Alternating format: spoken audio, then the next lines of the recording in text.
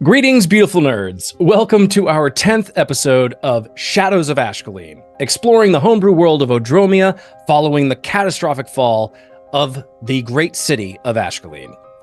I'm excited to continue this journey with this cast of heroines as they sojourn through this world, encountering all manner of new and exciting adventures.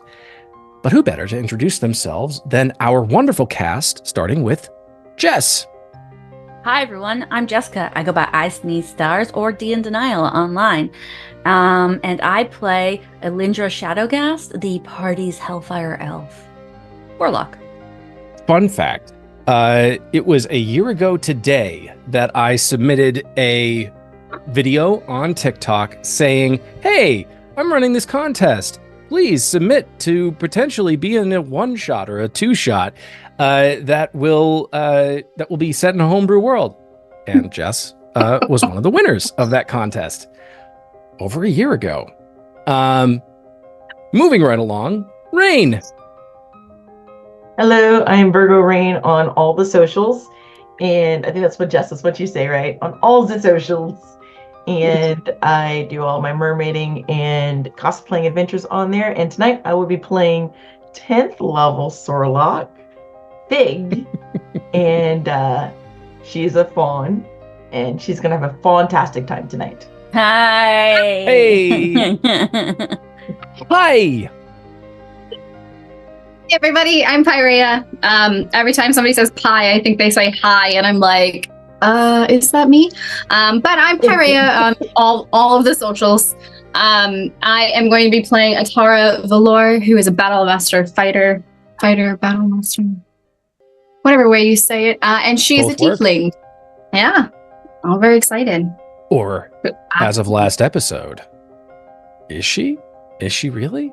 Like 100%? Is she though? I guess she's a human who apparently has a beak, which is the only phrase I could think of when I was explaining to her, like, facial features. And then I was like, oh no, that's the word I used. And I've been thinking about that. So, there you go. It's not over till the final edit. My bad. Sometimes that's just what happens. And of course, as always, I'm your friendly neighborhood dungeon master, Andy, aka Mr.DanDyDM, and I can be found on YouTube, Instagram, TikTok, on all the socials. If you happen to come across this episode and you enjoy it, please consider going all the way back to episode 1 to see how this crew somehow managed to come together through a twist of fate. Also, if you like this show, consider catching some of the other shows that I do, The Survivors of Ashcaleen and our pirate show, Our Flag Means Doom, all of which happen within the same universe. And so if you do watch all the shows, then you probably have been noticing some things starting to connect and people showing up that also happen to show up in other shows. So, fun. Keep watching. We do, of course, appreciate all of you who have liked and subscribed this far. And now that we've got our introductions out of the way, let us dive into our 10th episode of Shadows of Ashcaleen.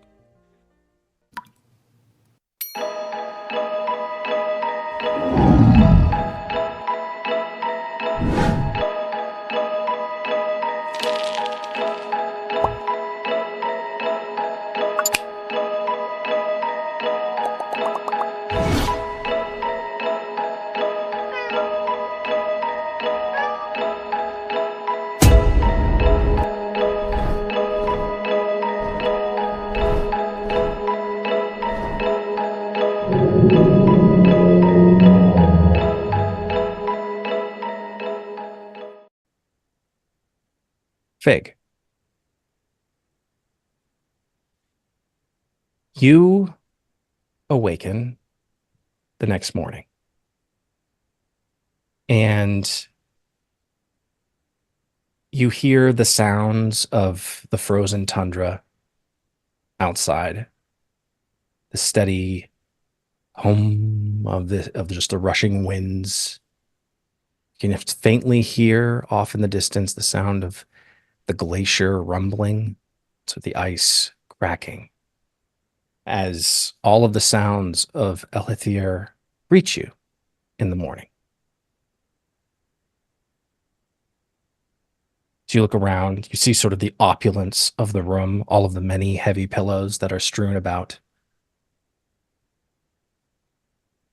What do you do? You got your room with the heavy pillows, Yes. and Elindra got her childhood home, or childhood room with the reupholstered mattress, and Yes. Okay. Atara got her own room as well. Yes. It's like Celine Dion. It's all coming back to me now. So. Indeed. So it's like in the early morning. The last few times where she's tried to reach out to Korrith Fold, just by trying to like reach into herself and like imbue, she's gonna do it now and like walk over to a window, stand in the light, just glance out, and then just simply ask, like, where are you? It's cold here. And when I'm with you, it's never cold. So when will you find me again? I've been waiting. And that's what she does. And she just sits there for a few beats, seeing if she does get a response or feel or glean anything. So I will have you do one of two things for me. Either roll a Arcana check or give me a religion check. Let me see. Which one is her better score? So Arcana or religion? She is not religious on any level. So we're doing Arcana. Alrighty. So let's see here. That is 18 plus 4, 22. Okay. Fig, as you're standing in front of this window, which is as clear as the ice upon a massive lake. You can see, it's like you can see through it, just like you can see if you were to look be on a lake, you can see right down to the bottom. And you look out over, and this is a room that has a window that's looking northward towards the glacier. And because of where you are in the world of Odromia, you are so far north within the crystal expanse that here the sun only really makes a full appearance at certain times of the year. Most of the time, it tends to be some form or some stage of darkness. And so the sun is, you can just very faintly see over the crest of the glacier, the very topmost portion of the sun as it's making its way across the horizon. And as you focus and you say the words, first there is nothing. And it's like you almost turn away from the window. It's like, I don't know what I expected. And then suddenly the window just completely changes. Gone is the image beyond the window, and you just see the back of Korrith. And that's it. That's all she sees. You see the back of him.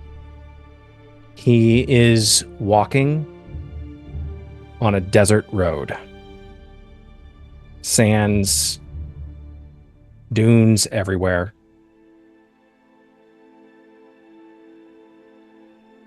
And from the perspective that you have, where you are behind him looking at his back, you can see on his right-hand side, you can see water. And on his left-hand side, just endless dunes, as far as the eye can see, just stretching outward. Would she know where he is? It's not a place you've been, but you've been to Odromia enough times to know that you know the general geography of the world. And you know that there is a portion of this world that is beyond the realm of Nimrion, over the mountains, over the highest of peaks, and down on the other side, there is Suristir. Or, if you were going the other way, you could traverse over the oceans, and you would arrive at Suristir as well. But you've never been there. You just know that it is a desert place. It's a place with a lot of sand. Yeah. So Fig, seeing this, is so enraptured by it, and with her 0 intelligence, she just like starts forward and like plops like right into the window, and was like just shaking. Wait, hold on. You moved to the window? Yes. You moved through the window. So you are standing on a desert road. Korrith Vol is in front of you. You see him. You see his back. He is dressed in, of course, the most foppishly gay attire you can imagine that a circus master would wear. Yeah. And you see like just this multicolored coat that when it was under the circus tent and all the lights, it would gleam and change colors rapidly, depending on the mood of whatever show was being performed within the rings of the circus. And you see his very vibrant red hair sticking out the back of this very elegant purple top hat with a red ribbon wound around it. And you see this striped green pants with like this red and gold like cross hatching, like very much like a Scottish tartan style to them. Yeah. And you see that he is not wearing any shoes, which is different. And he does not have his ringmaster cane, which is also interesting, because you do know that there are certain things that he does with that cane. Yeah. Does she feel that the temperature, like the climate has changed? Could she feel that this is in an arid climate? There's no change for you in terms of the climate. You are just here. Okay. It's like IMAX theater now. It's like you're in the volume in Star Wars. Like you are present in this environment, but you're not fully there. Got you. So Vol. He turns to you, just this wide-eyed expression. You see the vibrant, like, when you first encountered Korrith Vol, Elindra, his eyes were blue. I believe we actually mentioned his piercing blue eyes. Here they seem to be completely different, completely just this vibrant green. And it's at this point, he sort of wide-eyed with his just green eyes. His complexion is very worn, sunburnt. Like he's been walking in the desert for a little bit. Like he's been walking in an environment you don't normally want to walk for an extended period of time. And you see him just sort of like his wide-eyed expression, suddenly the cracks of his face suddenly form this massive grin as he sees you. And he's, oh, Fig! What? Wait, are you following me? What are you? Wait. He just sort of like touches you in the shoulder, and his hand just goes right through you. He's like, oh, wait, this all makes sense now. Of course, it'd be most absurd if I'd been walking all this time and you've been behind me, and well, that would just be silly.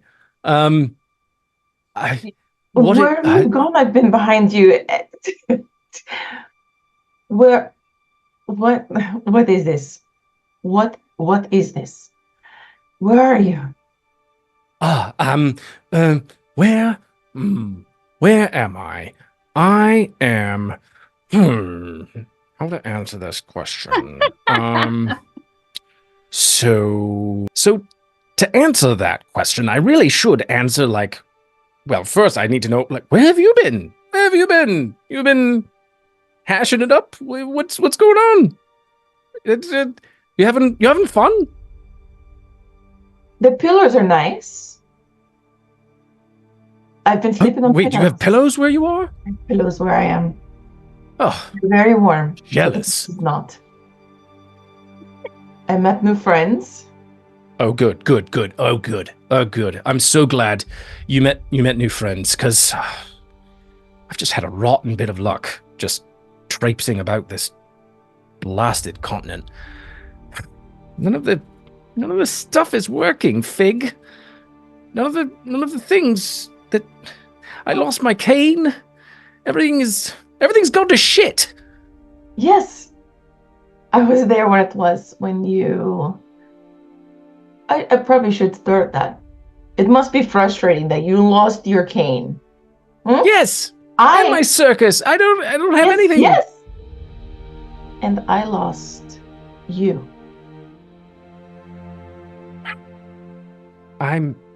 So we can start there, if you like. Listen, Fig, Why? I'm very sorry. Why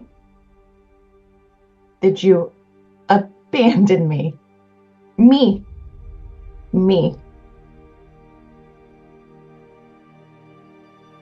There's no reason. You've never seen Korrithville get emotional about something like this. Usually, all of your experiences with him have been just full of. There have been some harrowing experiences, sure. Not every show's a winner, and some people like to, throw the odd tomato or spear or magical spell at the performers because they didn't like the show. But you've never seen him get emotional with his fellows. Yes. And you see him, suddenly he looks at you. He looks you in the eye. And then he it's like he almost can't meet your gaze, because he immediately just sort of looks down and he hangs his head. And he looks very ashamed. And he starts messing with his fingers and Fig, I'm very sorry. When I saw everything happen in Ashcaleen, and normally I wouldn't give two fucks about any of this, but our owlbear mother and her cubs, they got burned alive, and the whole city was burning, and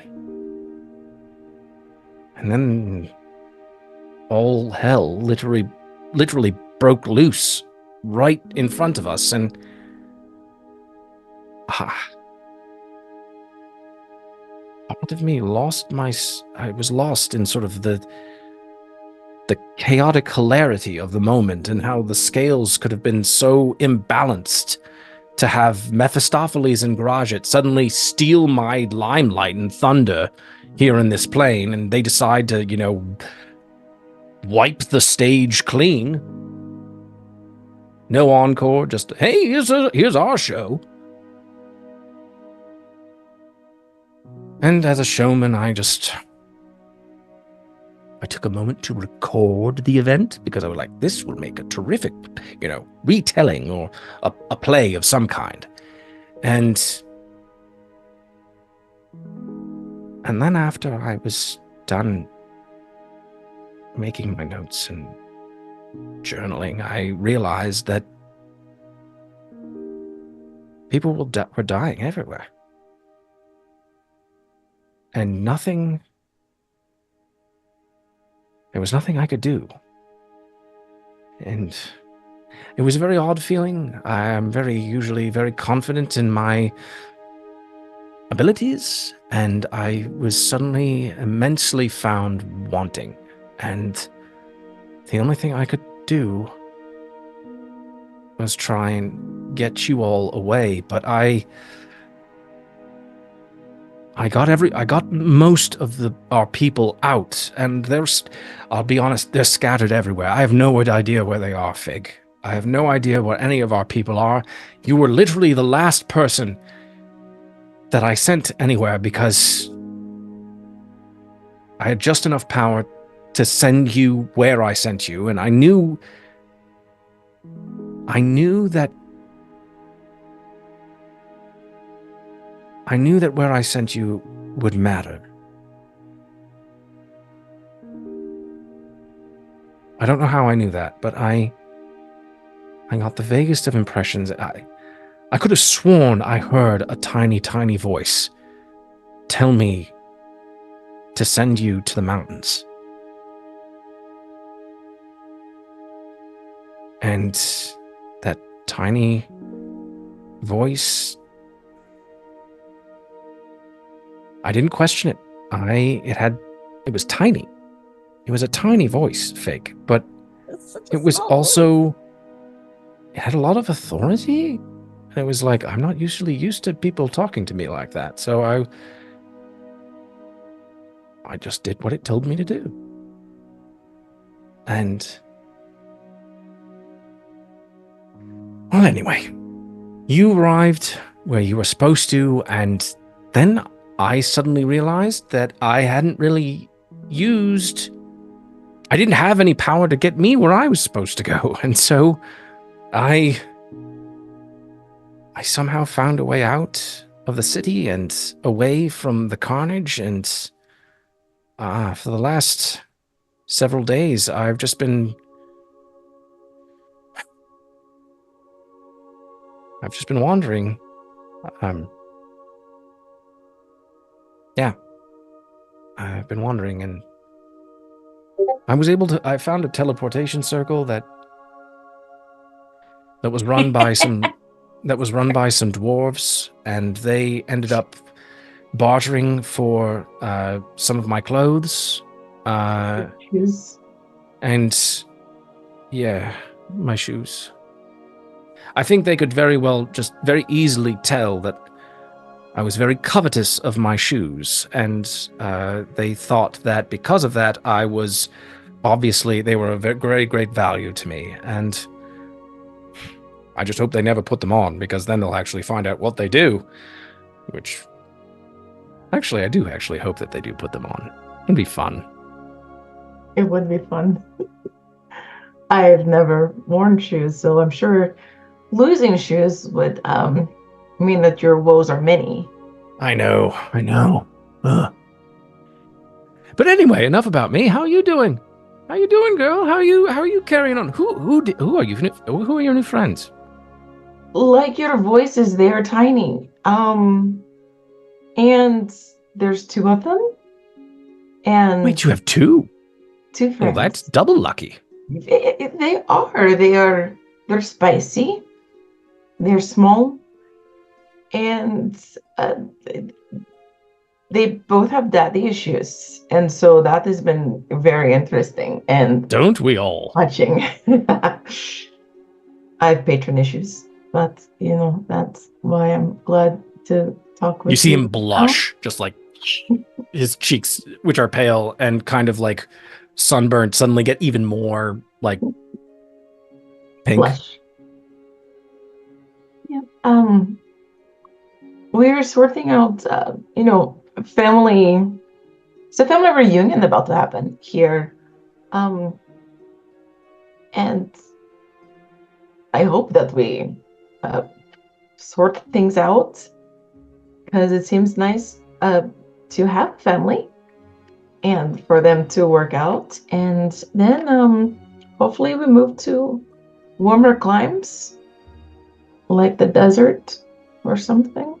So, It's interesting you talking about family like that. You never used to need family of any kind. We were your family. Although I suppose, like right now, with everything being as chaotic as it is, I mean, which is usually something I would, really, crave. But right now, I really wish I had my circus. Yeah, we wish. Do you know if anyone else is? Oh, did anyone else try to contact you? No, you're the first one. Which is actually kind of unsettling for me, because it just means I have no idea where they're all at, and it just means that Must be frustrating. very, very frustrating. Though I will say, I've heard from a reliable source. Actually, I should say, I don't know if they're reliable. There was a merchant back a ways who, before he told me to fuck off, I asked for directions to the nearest city, and he said, "Oh, Brecca, go that way." And so I'm trudging towards Brecca, I think. He just said, "Make sure you keep the sea on your right," and so I'm going to do that. And you see him sort of just spin around, and then look at the ocean. Well, I hope to find you. Saying,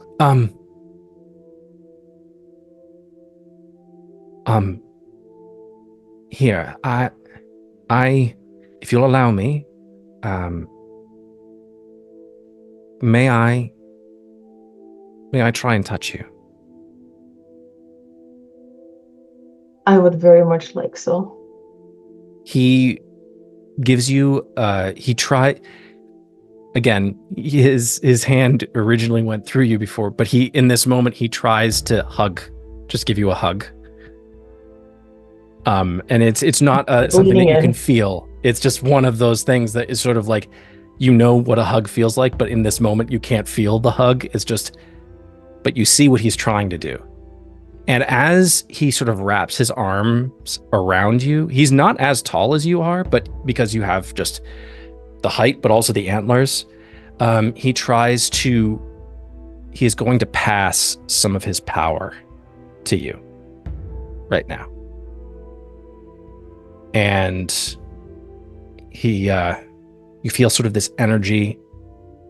Even though he's not fully touching you, you do sense that there's something that is coming across the barrier. And he withdraws his hands, and he says,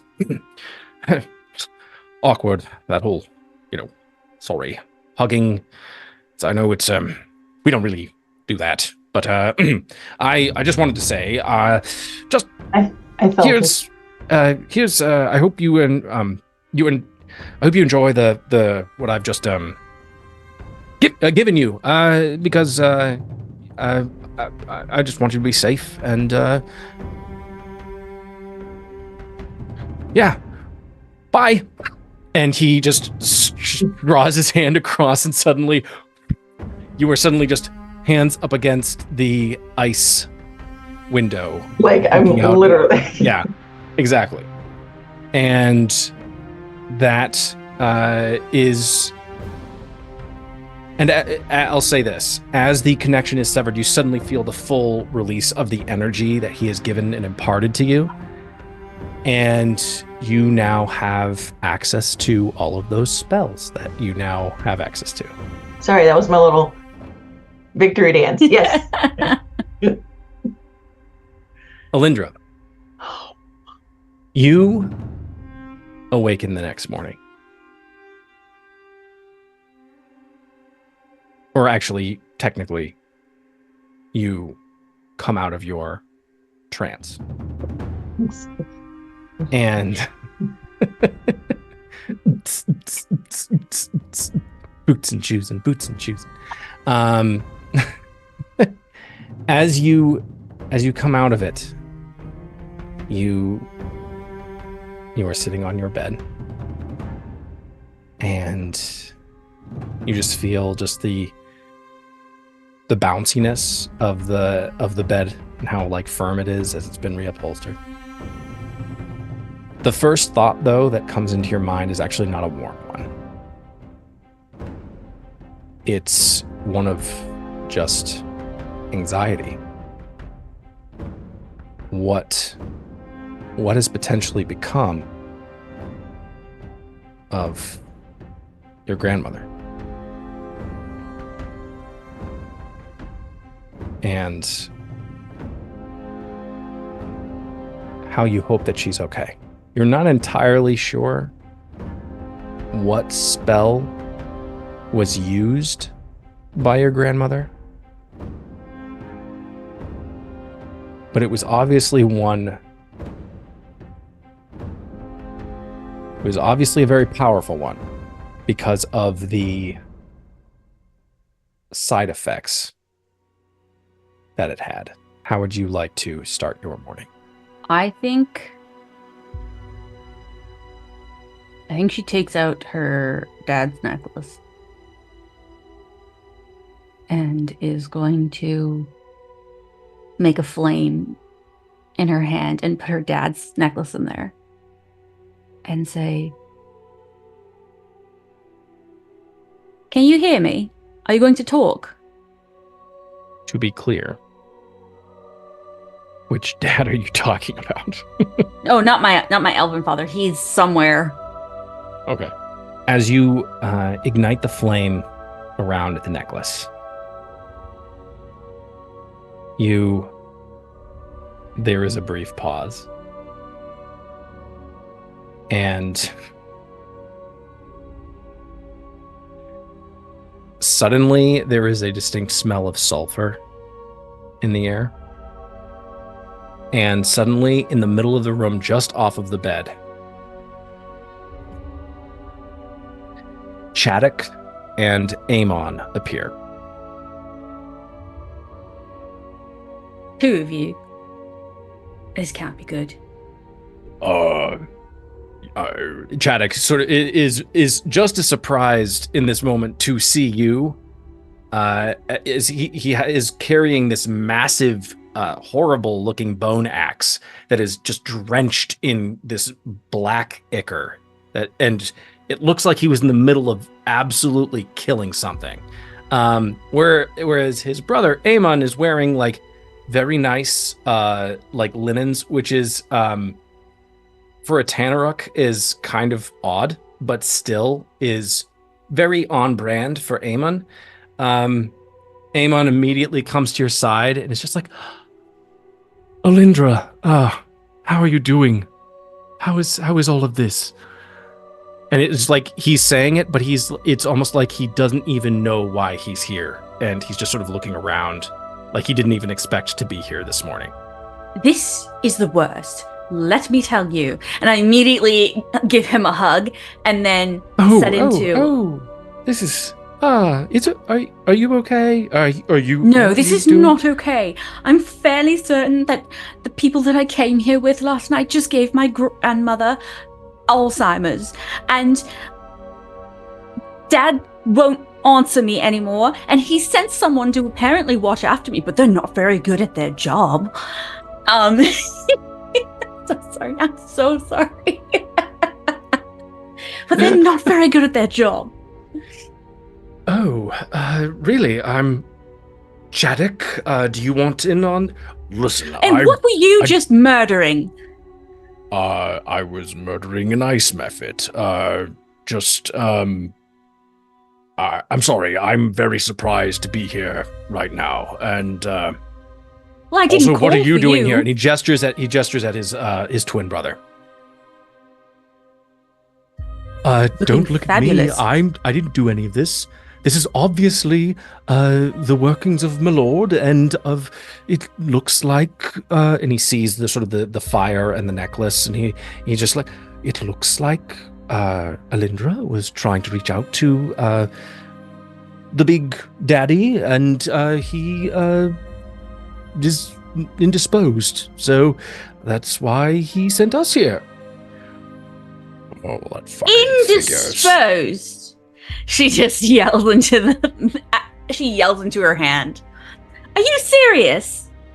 She turns out the fire that she had.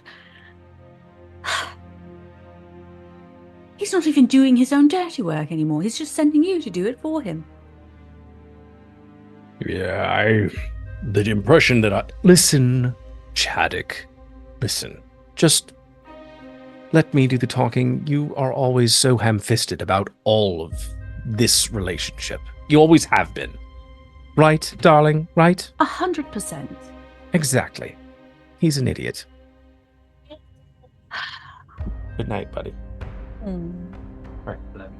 Oh, Schmoopy. I can't bring you on camera, unfortunately. So I love you.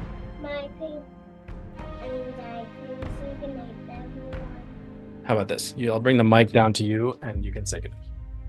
Good night, everyone. Good night. Aww. There we go. All right. I love you, Bubby. Have a good night's sleep. I made the mistake on our Flag Means Doom one time of having Saoirse say goodnight. It's my baby girl. And I accidentally left it in. I had to go back. No. I had to go back because thankfully one of my players in my main campaign watches the other shows religiously, watches this show and all of the others, and is just like, Andy, I don't know if you meant to do this or not, but Saoirse's in this minute marker, and sends me the whole thing, and it's just the whole clip is just right there, and I'm like, thankfully it happened within the first 20 minutes of it being online, so nobody saw it, but it was I had a heart attack. Anywho, I'm just extra vigilant about it now. Anywho, Eamon says what he says to Elindra, and then he sort of just looks at Chaddock sort of disapprovingly, and Chaddock is just like, I don't know why I'm here. Neither do I. Well, obviously it's because my lord wanted you protected, and he thought you were... Are you sad right now? No. Oh. She is definitely sad. Listen, darling, it's okay if you're sad. We understand. We get it. Don't we? I mean, yes. So, tell us, Elindra, yes, what's going on? I love Eamon. I lost.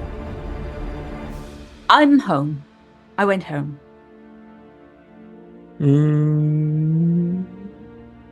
No, you didn't. This isn't... Yes, I did. What? No. Yes, I'm home with my elven family.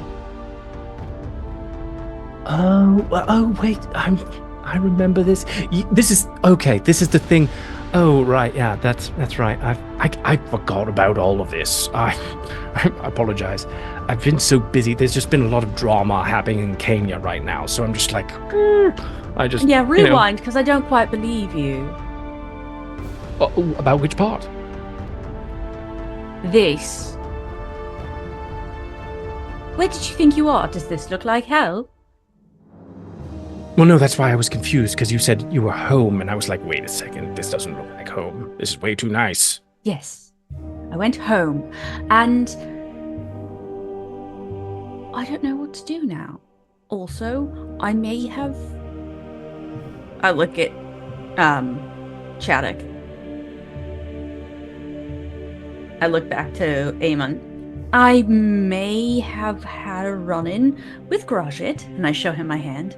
No way. Uh-huh. I You mean, after did he tried to not. kill me. Well, I mean, figures, right?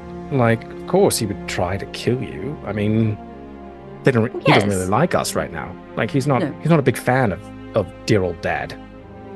No, he's not. But he does plan on taking over from dear old dad.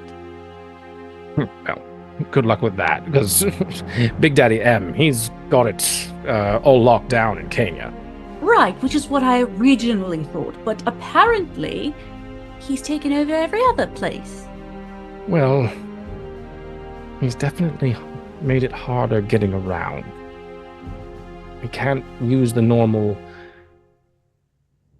routes we used to travel. Like, not a lot of places are safe anymore, which is actually kind of advantageous. You asking M about you asked him for help and he sent us, and the only way we would have gotten here is if he sent us directly to you, because if you hadn't asked for us, we wouldn't have been able to just show up like we normally do, because something about ley lines and garage. What, you mean I can't summon you anymore? I honestly don't know. It's kind of all just wibbly wobbly right now, and I don't know. Is Dad getting better?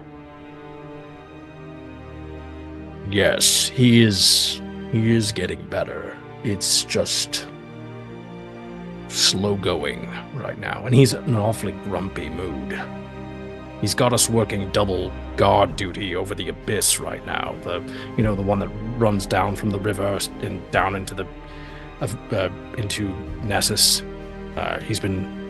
We're building a wall, and what's that going to do? You think that's going to keep Groshet out? I don't know. I honestly don't know.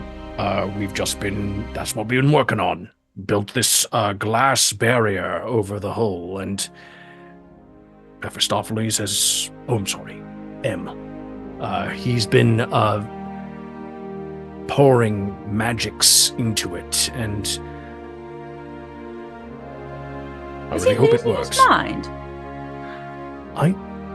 I think he is very worried about his grasp on his particular plane and his level right now. And he is not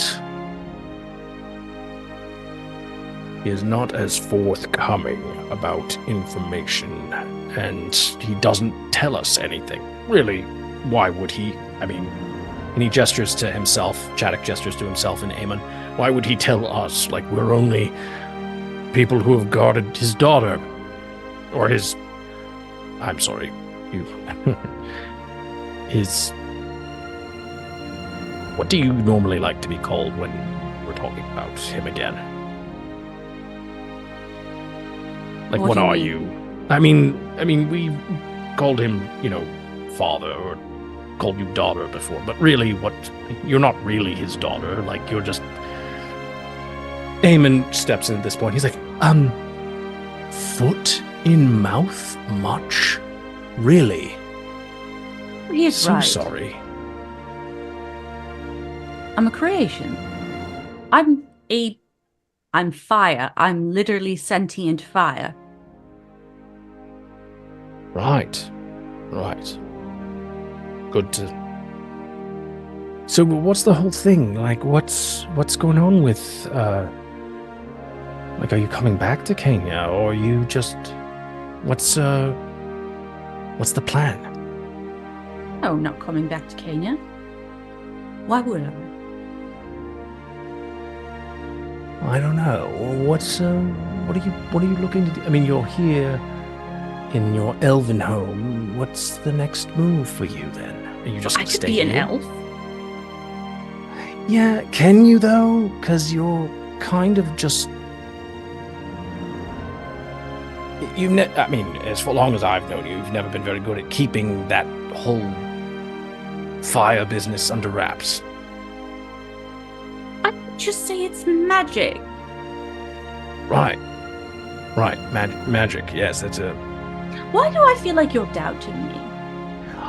That's because I am. Because I have no idea what you're thinking about. I'm sorry. I'm trying to do better about telling people the truth when I feel like they need to hear it. And you, I feel, doesn't? Yes, we talked about this already on our way here, and we were just like, we need to talk to Elindra. How did you talk about it on your way here if you both just got blipped in? You know how the whole things work from coming from hell and all that. We still talk. Chedek, do you want to step? This is your moment, buddy. This is your moment. This is your moment. Please help me. All right. Mephistopheles. He is busy, but it doesn't mean that he doesn't still have time for you. And That's exactly what it seems. I understand that, but he wants to make sure that you're okay. And I also want to make sure that you're still okay. And that he felt that it would be best if it was the two of us, because we have a relationship with you. And are you okay? I'm fine. So, what are you planning on doing next? Well, I plan on going and working for Grajin, because maybe he'll appreciate me more. Oh no, that's not. Wait, are you kidding? I couldn't tell. Was that sarcasm? That seems like it's you problem if you can't tell.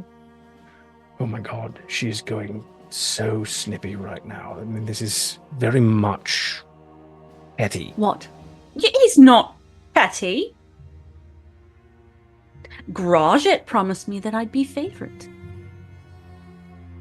And you honestly believe one of the Lords of the Abyss? Yes, because he has parent issues and I feel like he understands me.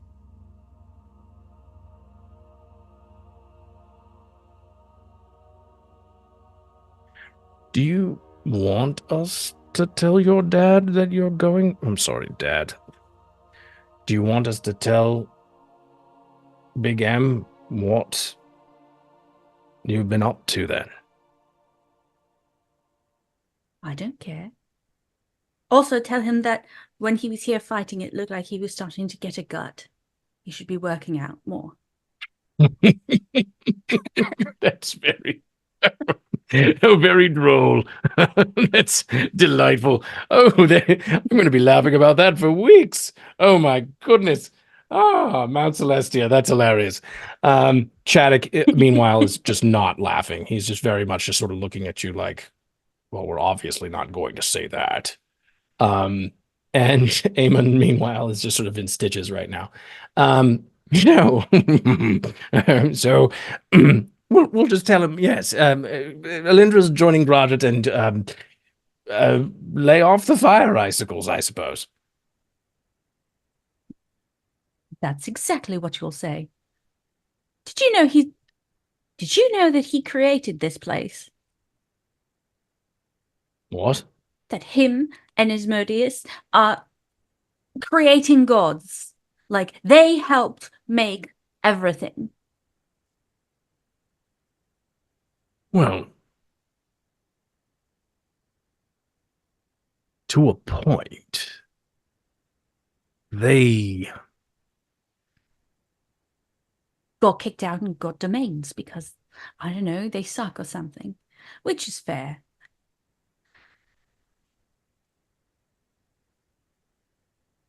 Okay. Well, aside from joining Mephistopheles' sworn enemy and telling him that he needs to lose poundage, what else do you wish to... Are there any other messages you wish to impart? Don't tell him anything. I mean, he's going to ask. I mean, I think it's probably like good that we have Just some stay kind here. of... Well, we can't do that. Like, Why not? Because we... We look You like... look wonderful. It's fine. Well, thank you, darling, but really, this is not going to go off very well in... I don't even know what city this place is. You fishing for information? No. Yes, I'm... Where are we? We're in the mountains. Okay, I'm sorry. I'm just gonna say we weren't gonna really tell you this because we were thinking about drawing this little whole charade out a little bit. But Mephistopheles has said that we can tell you if you want to come home, you can come home. But if you want to stay, you can stay. Just know that if you come home right now, he's going to need to have you join your brothers and sisters because he could use the secrets you might have inside you. I'm never coming home. Right. I'm sorry. Oh, wait, what? You're never... Did she just say she's never come? Yes, that's what she said. She's told me this before. I honestly don't know how it's going to happen that way, but... I'm not going to be used anymore.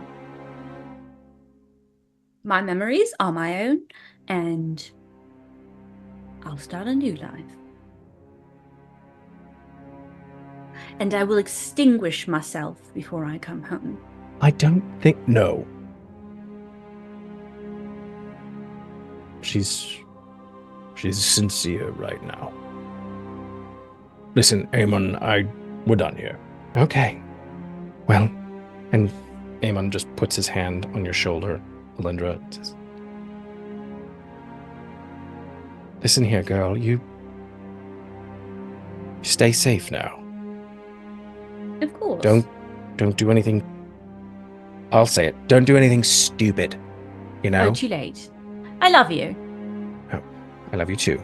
And he steps back and him and Chaddock just look at each other and they melt into a pool of black tar bubbling on the floor and they disappear. Does it stay there? Yeah. You just ruined... She starts trying to press to digitize it off the floor. You're able to do that, but it does take a second. It's not every day that this floor has seen fluids like this. Rude. And she's putting her necklace in her bag. Okay. Atara. You awaken the next morning. It does take you a second to remember where you are. That's fair. Okay. Because you have not only all of the memories of Atara Valor, but you also have all of the memories of Missay, who is the human side of you? Yeah. Do I know who the Nightmores are by chance? I didn't write anything down. Oh, well, I mean, on them. Given that you have all of your memories back, and given that you grew up in Brecca, and given that your mother was the head of your merchant family, yeah, you know who the Nightmores are. The Nightmores are a rival. Okay, They are the Harkonnens to your Atreides. Okay. If you guys have watched Dune at all. They are that's Henry. That's Chalamet, right? Yes. The Atreides are Chalamet, and the Harkonnens are Stellan Skarsgård. What's his name? Plays Drax in Guardians of the Galaxy. Yeah. And, okay. I haven't seen whatever Dune. his name is. Okay, so Dave Bautista. Dave Bautista. That's right. There it is. all you need to know, Harkonnen's really bad. Okay. And they are, the Nightmoors are incredibly ruthless. Really? And they are precise. Okay. Oh, jeez. All right. They're not the kind of people who go, who devote tons of bodies to a war when one glass of poison will do. Gotcha. That it being said, they do try and find loopholes in breaking the rules. And one of the main rules is that there is no violence between families within the Amethyst Swarm. Yeah, and they were it was also like a ball for peace. It was a get together where like the families were. It was your coming of age. Yeah. It was not a birthday party per se, but it is a coming of age ball dance for. I think of the quinceañera. Yeah, right. Exactly. Yes, it's very much like that, or like a. The red dress like now is very large. We like reversed all of it. Yeah. So multiple issues there. Amazing. Okay, so she knows who they are. Mm-hmm.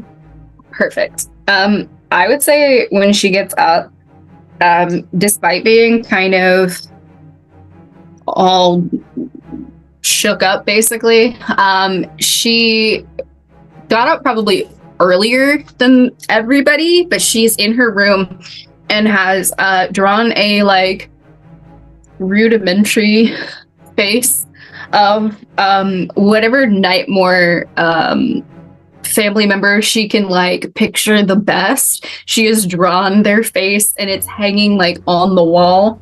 And she is practicing like her like she lunges back and like leans forward and like stabs at this paper over and over again. So she's just kind of like basically stabbing at the wall over and over and over and over. Yeah, exactly.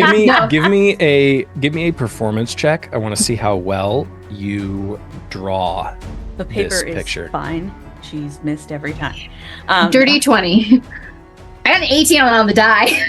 Oh wow. Okay. Yeah. Okay. So from memory. I'm rolling well this week for once. From memory. For once.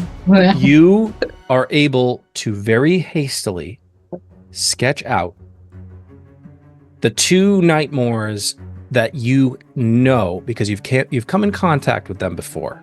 Okay.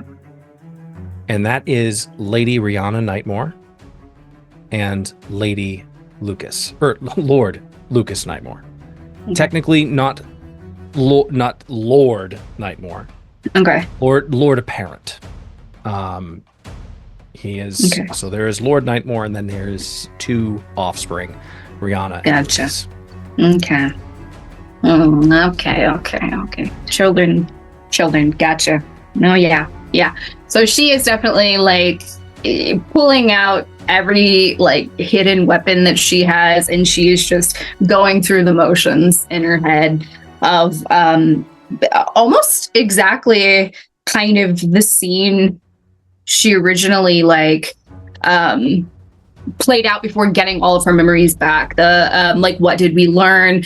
And then like every time she hits something, she'll be like muttering under her breath, like either like her family phrase or the beware the hidden dagger that stabs. And so she's just like going through these motions over and over again as she is definitely trying to kind of solidify who she is now, even though she knows who she is, but it's like she's like physically working through all of this turmoil. Okay. Yeah.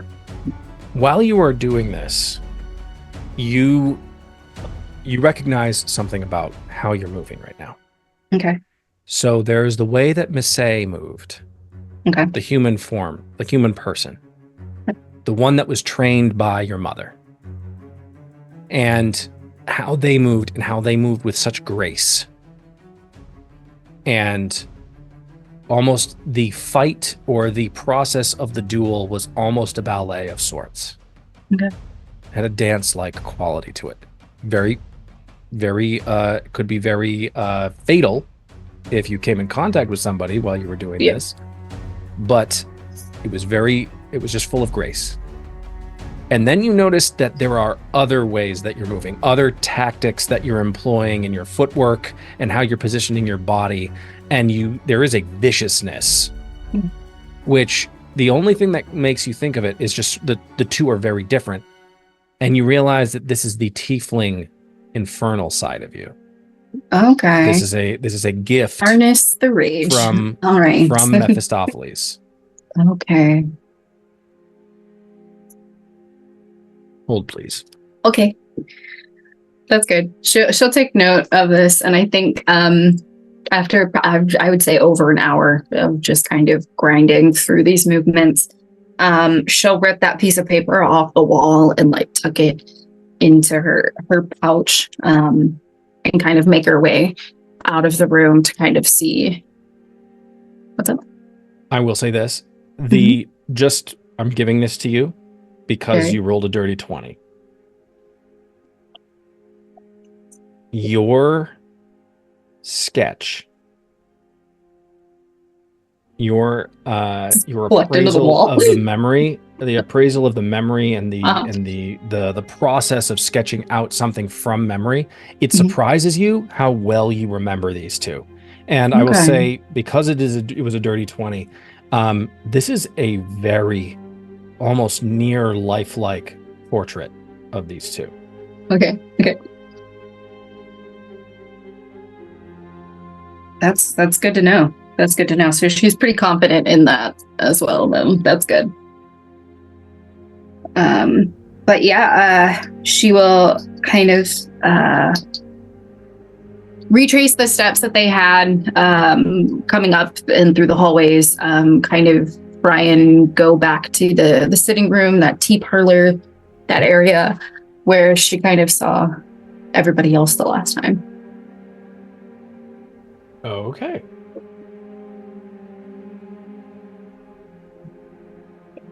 Okay. As you make your way down the hall, down the stairs, so you were coming from, is everybody at this point making their way down, or are we spending more time doing things in our rooms? I have left to find Bartie and Sybil to just tell me about my grandmother. Okay. Fig's left her room. Fig has left her room. Fig, you encounter Atara on the stairs as you're heading down, and both of you. What are each of your passive perceptions? Great question. 15? 14. 14? Okay. Both of you, as you're making your way down the stairs, you see each other as you sort of like come to like the top portion of the stairs that before they fork. And you come and you see each other, and there's like this like, because you both slept well. Yeah. And coming out of your room after having experienced what you just experienced, there is a light behind each of your eyes that is very just sort of jazzed up. Apparent. Yes. Jazzed up is a great way of describing it. Yeah. And as you sort of see each other and there's this smile that's sort of exchanged, there's this smell, there's a distinct aroma of breakfast. Atara's like stretching, and she's like, well, I don't know about you, but I could definitely use some breakfast if you want to head down. And she'll like start moving down the stairs and kind of like she like tumbled. You almost did that kind of I'm like listen, she's like starting out really smooth. Hold on. Oh no, I rolled really well. And she just do like a little like a fancy footwork down the stairs. Yeah, Fig just halfway joins. Yeah. She like puts her hand down like the railing as she goes down, like official. She's wafting down the stairs. Yeah. She's in a better place. We got some magically enhanced sleep, didn't we? Yeah. Oh yeah. No, this is, you guys woke up and you're just like, this is the best sleep you've had in a long time. Yeah. Which would actually make a lot of sense. Yeah. Oh, true. Elindra, It's actually as you're about to walk out of your door, you hear a knock, and you hear the voice of Sybil on the other side. Say, Lady Elindra. Immediately open. Oh, you're awake. Oh, good. So, your grandmother would like to see you. I mean, no rush. She is resting right now. If you would like to go and enjoy breakfast, you are more than welcome to. She would just like to see you at some point. She all right?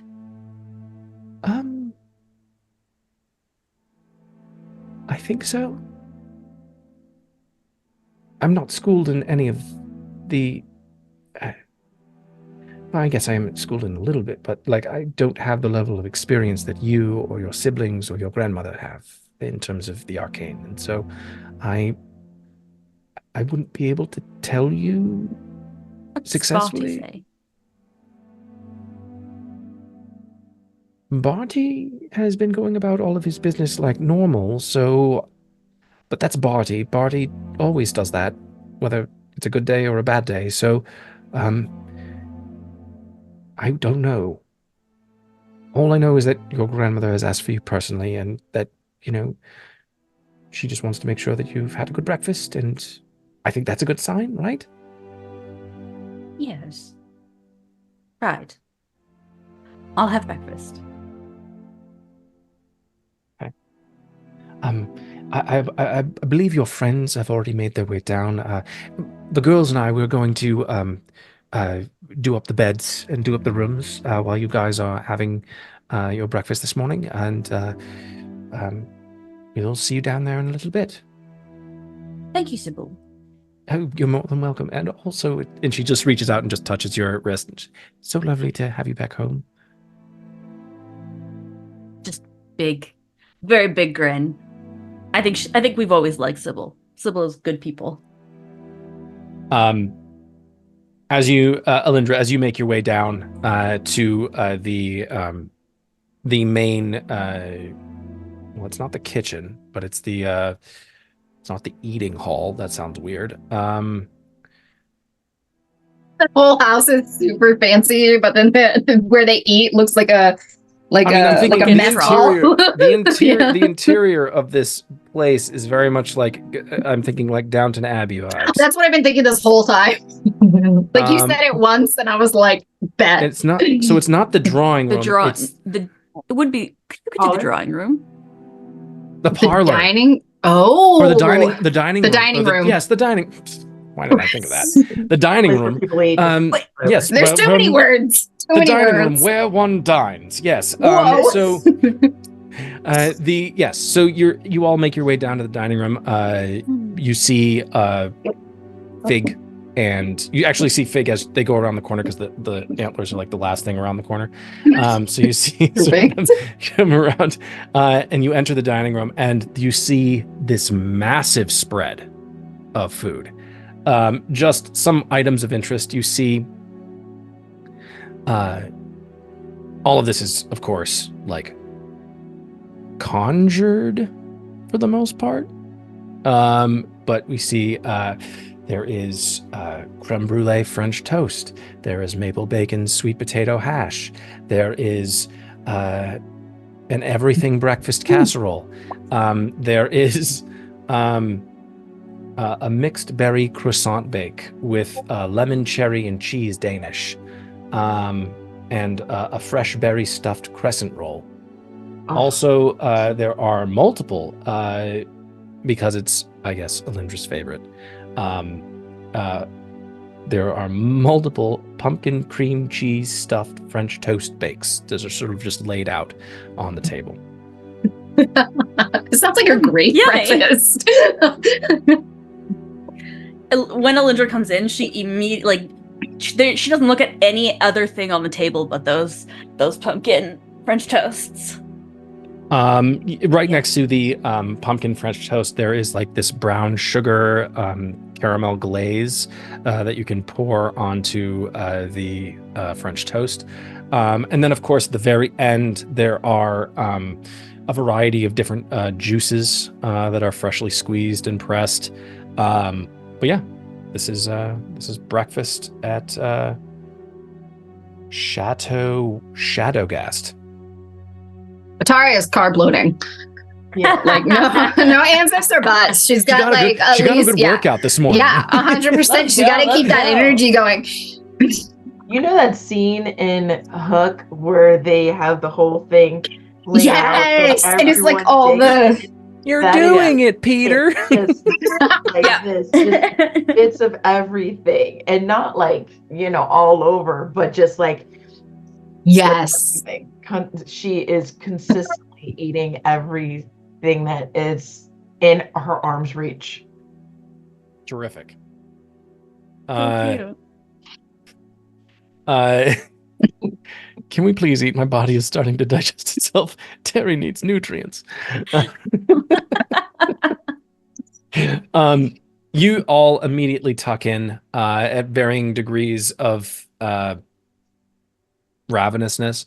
And you guys just spend... I completely forgot. There's also a collection of teas that are available. Just different pots that have been brewing and steeping at the end of the table. And ever so often, as you all, as each of you sort of like finishes a course or finishes a plate, one of the servants, not servants really, they just work for the Shadowghast parents. So they just come in and they'll like, oh, are you done? And they'll just take a plate and they will take it into the other room where there's the sound of like sparkling and prestidigitation, and suddenly the plate is big. This goes on for about like 30-45 minutes of you just, you all are just sort of enjoying a good breakfast, which is something that you guys haven't had in a minute. Yeah. You've sort of able to cobble something together when you were in Thartiad, but this is like way peak. better Yeah. than what you had before. And you really weren't able to stay in Ganadel that long either, so you weren't able to really enjoy yourselves. But you are home, Elindra, and this is like a moment where, despite all of the anxiety surrounding the circumstances that befell your grandmother, this is the most like home feeling you've had since you've been home. This is Elindra's happy. She is stuffing her face, regally, of course. Like I have my manners. Is there any other way? But like she's happy. She has a stack of these pumpkin spice, pumpkin. Shit, I don't remember what you called it. Pumpkin cream cheese stuffed French toast bake. God, that sounds so good, and also like it would kill me. Oh man. Yeah. And I think she notices the change in demeanor of Fig and Atara. Did you sleep well? Of course. Yes. You can breathe, like chew and swallow, and then put something else in your mouth. I want all the things. That looks so It's not good. going anywhere. For But Fig the more though, you eat, the more they bring. for Fig though, and correct me if I'm wrong, but Fig, your life has always been on the move. Yeah. You've never been in and there have been moments where you've had to leave a town or a world very quickly, and so you haven't been able to sort of enjoy the moment of relaxation to just sit quietly and enjoy a meal. Yeah. Like it's this. been very like, sometimes you'll like grab food while you can, going from one performance to the next, very much like the performer that you are. Yes. But this is the first time you've been able to just sit without the threat of not even evil, just the threat of having to move someplace. Yes. Yeah. Yeah. So she's absolutely eating it up, enjoying all of it. I do not recommend dying, but you know, when you get all your memories back, and it makes everything taste much better. And I guess I was very hungry, and it's been a while. As like Atara is eating. Yes. All right. Well, again, it's not going anywhere. So Somebody comes to take a plate from her. there's another plate. Just Oh. Look, there's more right here. Oh, thank you. Yeah. More. Oh yeah, Fig is absolutely enjoying like a big like goblet and just like you know moment, just like We love it. Now, I don't know. Does one normally sleep very well here? Like I had a very restful night of sleep, and I don't know why. No. I mean, generally, yes. So it wasn't unusual. Oh, do you? To have And a she's gonna- nice night. Yes. She's gonna. The thought's gonna hit her, and she's gonna pull out that piece of paper of both of the portrait that she drew, and she's gonna be like, I mean, I don't think Fig you would recognize either of these people, but you might, and you know, and she'll like spread it out, and you can see all like the holes in it, but you can still like make out the faces of the Rihanna Nightmare and Lucas Nightmare, as she's like, these people, I need to find them, and they could be, I don't know what your family does. Yeah. Rihanna, So I recognize I'm you? sorry. You're showing this to Fig? Yes. Okay, Fig. I To need both you of give me them. I need you to give me a history check. great. What's And going actually, Let's see. Elindra, I also need you to give me a history check. What's going on? Roll high. Can I give myself guidance? You can give another person Guidance. Oh, okay. I guidance me- you, you Drop my guidance me. dice. Each other give each other guidance. All right, guidance, and I dropped my dice, so I'm doing it again. Perfect. All right, Okay, hang on. 15, and then let me give you guidance of 3 points. I gave you guidance too of hang on, of 4. Oh, 19, and then 19 for me. 19 for Fig. 23. Ooh. Oh, snap. Okay. The two of you almost don't make any connection at all. Boo. And it has a lot to do with the fact that you guys have been on the run and you haven't been thinking about like Ashcaleen at all, or at least not the events leading up to the fall of Ashcaleen. Because really, what else existed before that moment? Because this was like literally a canon event for everybody. Besides me. And it's one of those things where you kind of like do a double take. And at first it's like, no, never seen that person before in my life, or those people. And then you look at the picture again, Elindra, and both of you remember one person in the photo, or the photo, in the portrait. She's that good. She made a photo. And you both recognize the woman in it. You recognize the visage of Rihanna Nightmare. And it's nothing sinister that you recognize about them. You recognize them from a specific moment. And I'll say from which perspective you recognize them. Elindra, you recognize them from when you saw them. And it was amidst a sea of faces, with under the lights of the Circus of the Twilight Serenade. As you are in the process of watching a small cat transform into a very large cat, and a Goliath of a woman cheering on her pet And as you are sort of witnessing all of this,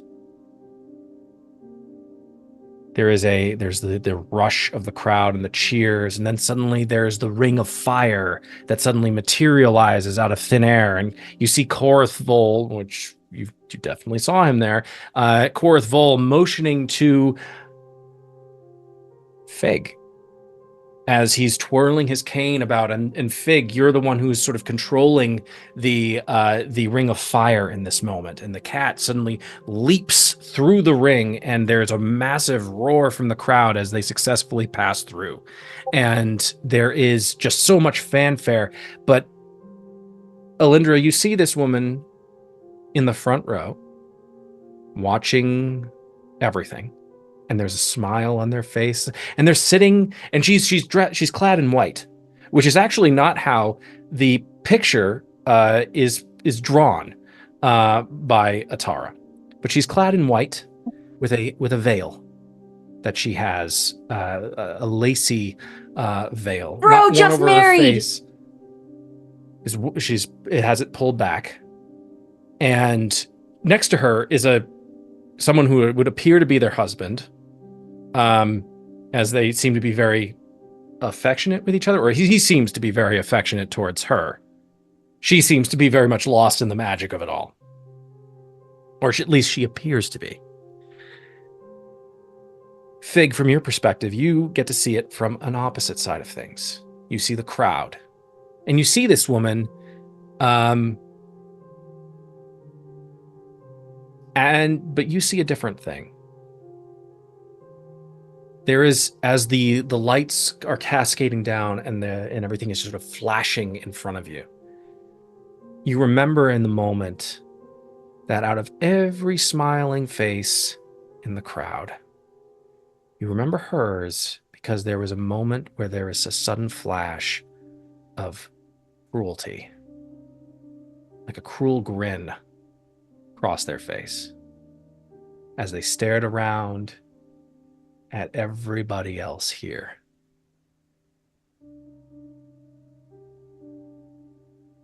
And you both recognize the face of one Rihanna Nightmore. You don't know her as Rihanna Nightmore, though. You just recognize that you've seen that person before. So Fig looks over at Pie's drawing and goes, "May I? For one moment." She's got it like one hand and she's still eating. She's like, "Of course." And she'll hand it to you. So Fig grabs it, and then with her other hand, she wants to cast minor illusion on it to turn it into basically like a life sketch image painting of Rihanna, and then turns it to them and says, like this. Yes, exactly. Just exactly like that. Is this figure in like wedding attire? Is it from your memory with the veil and like whatever garb she's wearing, or is it from the photo? DM? This would be from Fig's memory, because Fig doesn't remember this person other than what she was wearing on the day at the circus. So I can see her in this attire. Okay. Would that mean anything to me? No. Okay. Yep. Yeah. Yes, you got it. I don't know why she's dressed up so formally, but that is her. Oh. I've never seen her before, no. Sorry. I've never seen her. And she just grins and rolls it back and hands it over to Atara. And she like points at Elindra. Wait, you said at the circus? Yes? Yes, she was at the circus. And at the time, there was a boat that had just married on it. All right. Well, don't know what that has to do with her going to the circus. And no other time, either one of these or the mail. That was it from both of you. It is quite important. No. All right. What makes her important to you? She's part of a family that might have killed me. And possibly so no reason. no, Okay. not at all. I mean, you see all the marks on the paper. I mean, I was practicing, and she's like pointing with her. Did you stab my wall? I mean, yes, I did. It'll be fine. Oh, yes, of course. It will be fine. The wall is not ice melts dead. and freezes, right? It'll be fine. Somebody can fix it. I honestly, the thought did not cross my mind. I was a little preoccupied with, the people in my head that murdered me, and possibly murdered my entire family. They are not great people. So if you see this figure again, and the male as well, her brother, do not trust them. Okay. Yes. Yeah. Oh, okay. So is she someone that we would how do you say it here? We would cobblestone stomp her. Right? Just stomp. Stomp. There's no curb stomp, so I'll just say cobblestone stomp.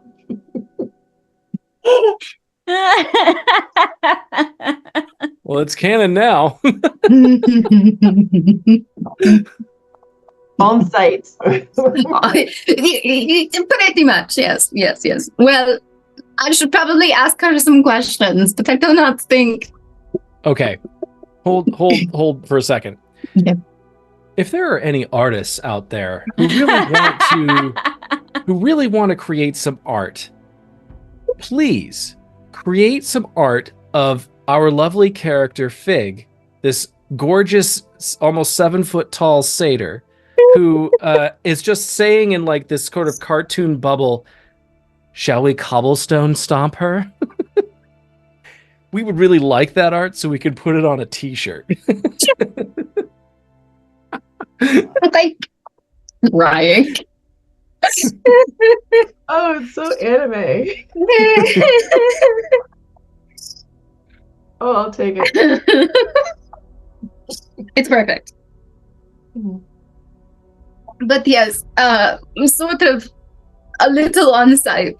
Like, let me ask a couple questions first, and then it's payback. Is what I'm thinking, because the person who, I don't know, it could have been her brother who, and she's like, she has the paper still like rolled up in her hand, and she like mimes being like stabbed in the gut, essentially. It could have been her brother who, but I don't really, all I remember is the voice, sort of. Is it the same voice as her brother? The one that was like, the night Morrison that regards. It was not Lucas who whispered that to her, right, as she was dying? No. Okay. It was an agent of chaos. Okay. It was a different... Yeah. It was somebody else. Somebody that paid. Okay. Yes. Um, I'm gonna ask you a question, Atara. You are in a tiefling body right now that is given to you by Mephistopheles as part of your pact. mhm. How old are you really? Oh, a great question. Do I count the years she was dead? I wouldn't necessarily. Okay. Do people age in hell? I don't know. Feels like the right question to ask. I would say if she was about to kind of take over for her family and kind of step into a much larger role. I would say she was like 25.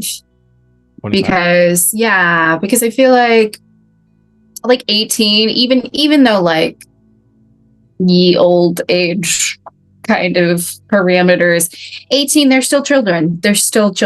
And so like with her mom being the way that she was, she's like, no. Now you have access to certain things, but not a chance. So I'd say 25. So in the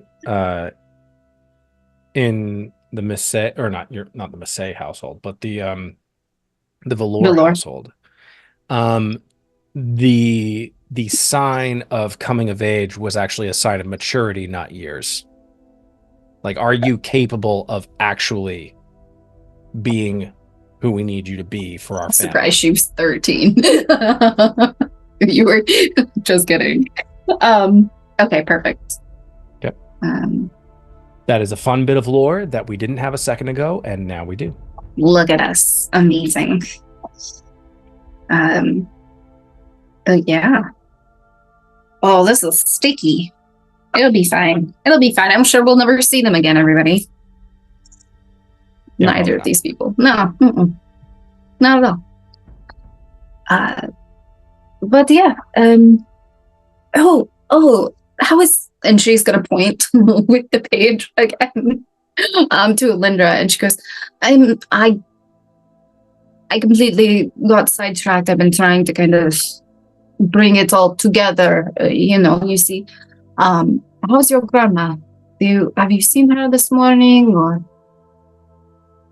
I was going to go and see her right after this.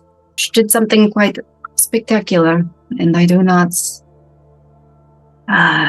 know what that means for, I guess, our connection either. I do not know.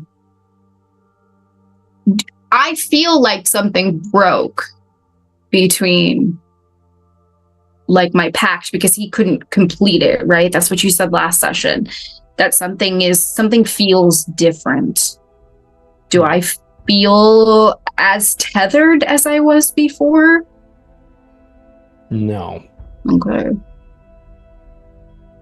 Huh. Interesting. She might have done a lot more than I originally thought as well.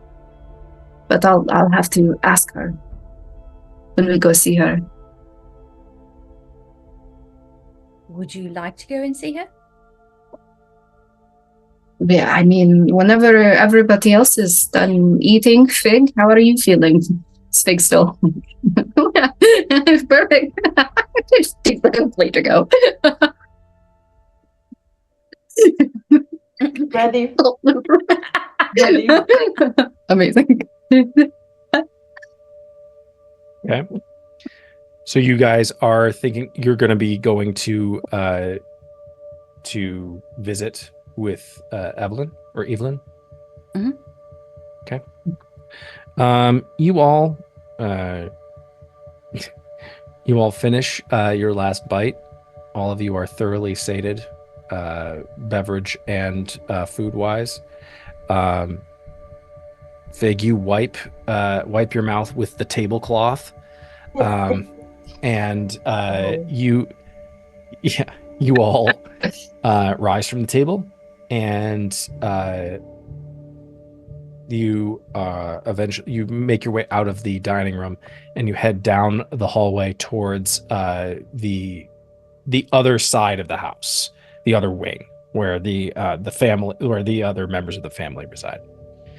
And it's a little bit of a walk, but not long. As you walk down these halls, Fig and Atara, you're treated to a lot of artwork. This is artwork that is hundreds, if not thousands of years old. Oh, cool.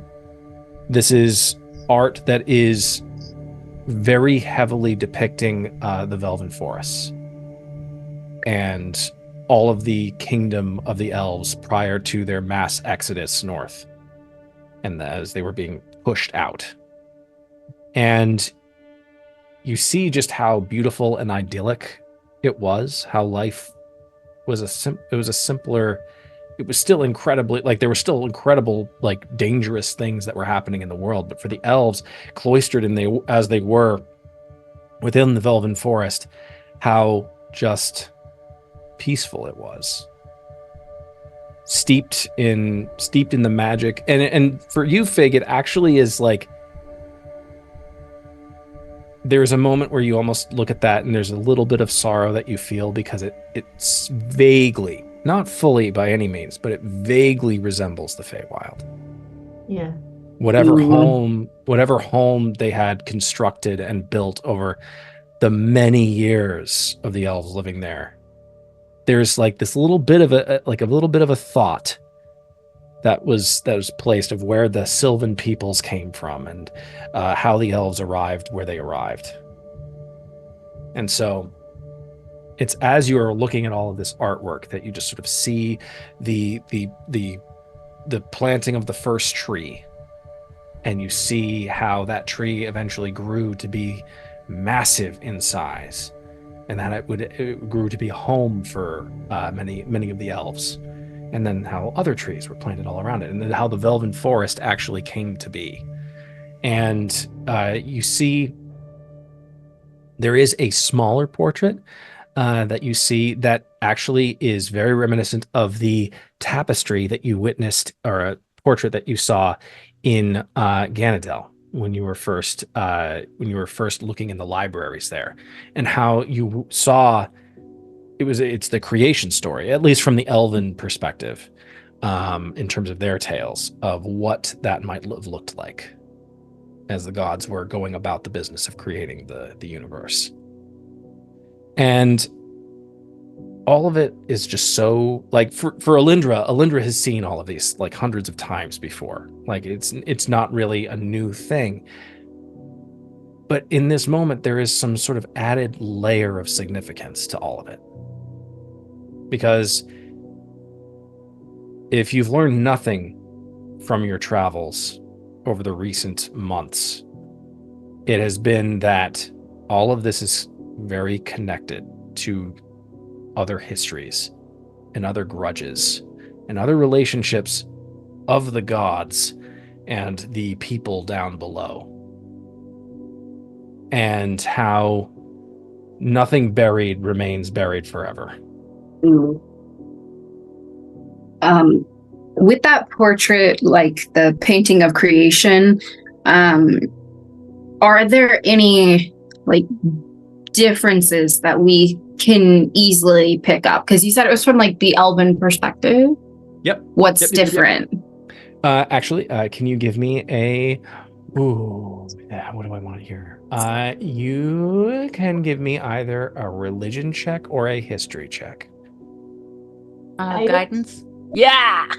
My religion is a -1. I'm going to do history. Can I help her so she could do it with advantage? You know what? I'll say like, as you're passing this painting, you're like talking Elindra, about it out loud. You're sort of talking about it out loud, and you're sort of like noticing it, and you're just looking at it. Yeah, go ahead. Give me that roll, and you can. Ooh, just dropped everything. 2. Okay. 18 in total. I got a 13 on the die. And what is the guidance? 2. So 2. Yeah, 18 in total. Yeah, so all of it 18 together. total. Mm-hmm. Hold, please.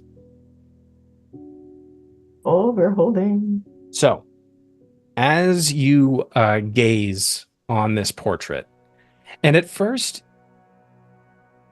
Atara, you're not, and also Elindra, there is a sort of a little bit of a, almost like,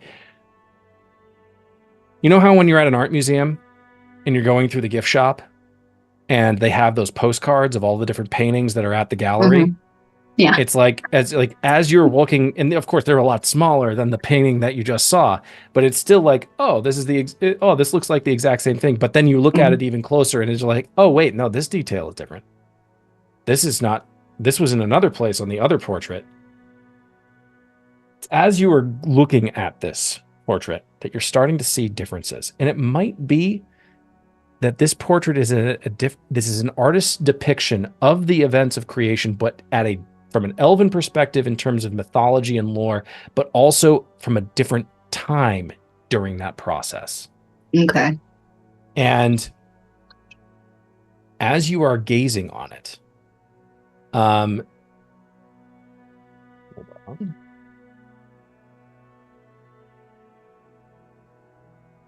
There is one detail that stands out to you. And it is of a figure that stands between Mephistopheles and Asmodeus. And it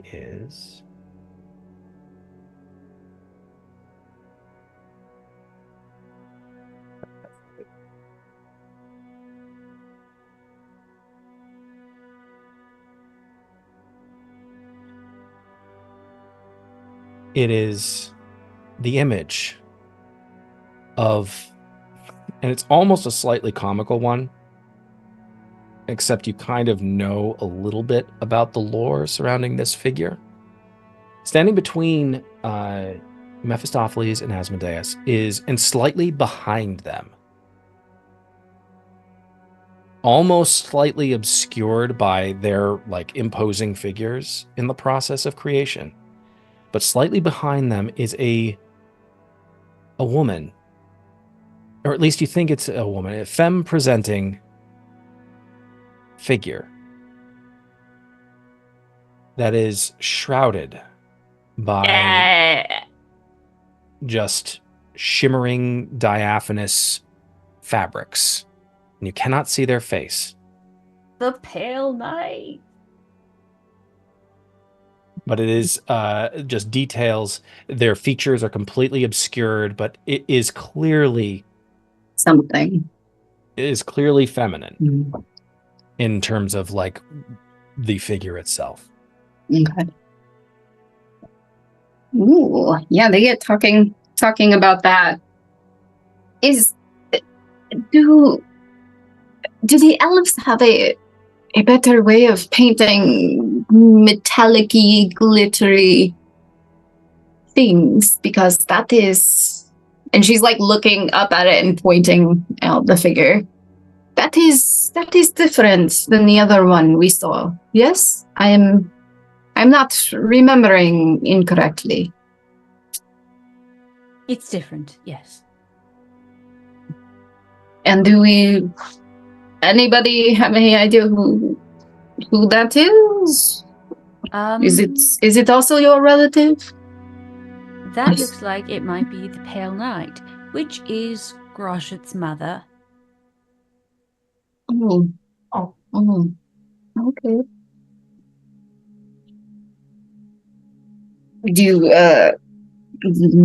Why is she here and not in the other one, you suppose? I don't know. All right. We should probably keep that in mind, I guess. Is that the only difference that we see? Yes. Okay. Is Asmodeus paying her any mind?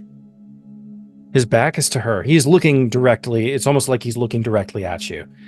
She is slightly to his right and behind him, with Mephistopheles being on the other side. Okay. So where I am versus them in front a little bit. Yeah. Yep. Oh God. So it's almost like they don't realize she's there. She's something else. I don't think she's divine or a fiend. I think she's something scarier. Oh. Because the moment Asmodeus saw her for the first time, he ran away and cut out anything that had to do with her in his life. Yeah, that definitely sounds scarier. Ooh. Like big emotions. For that? What'd you say? Big emotions. To do I don't something. know. I've Yeah. never actually met Asmodeus or the Pale Knight, so continue on. Yeah. Sorry, I'm writing. I've dropped some art in the character art section. Oh, cool. Yeah. Okay.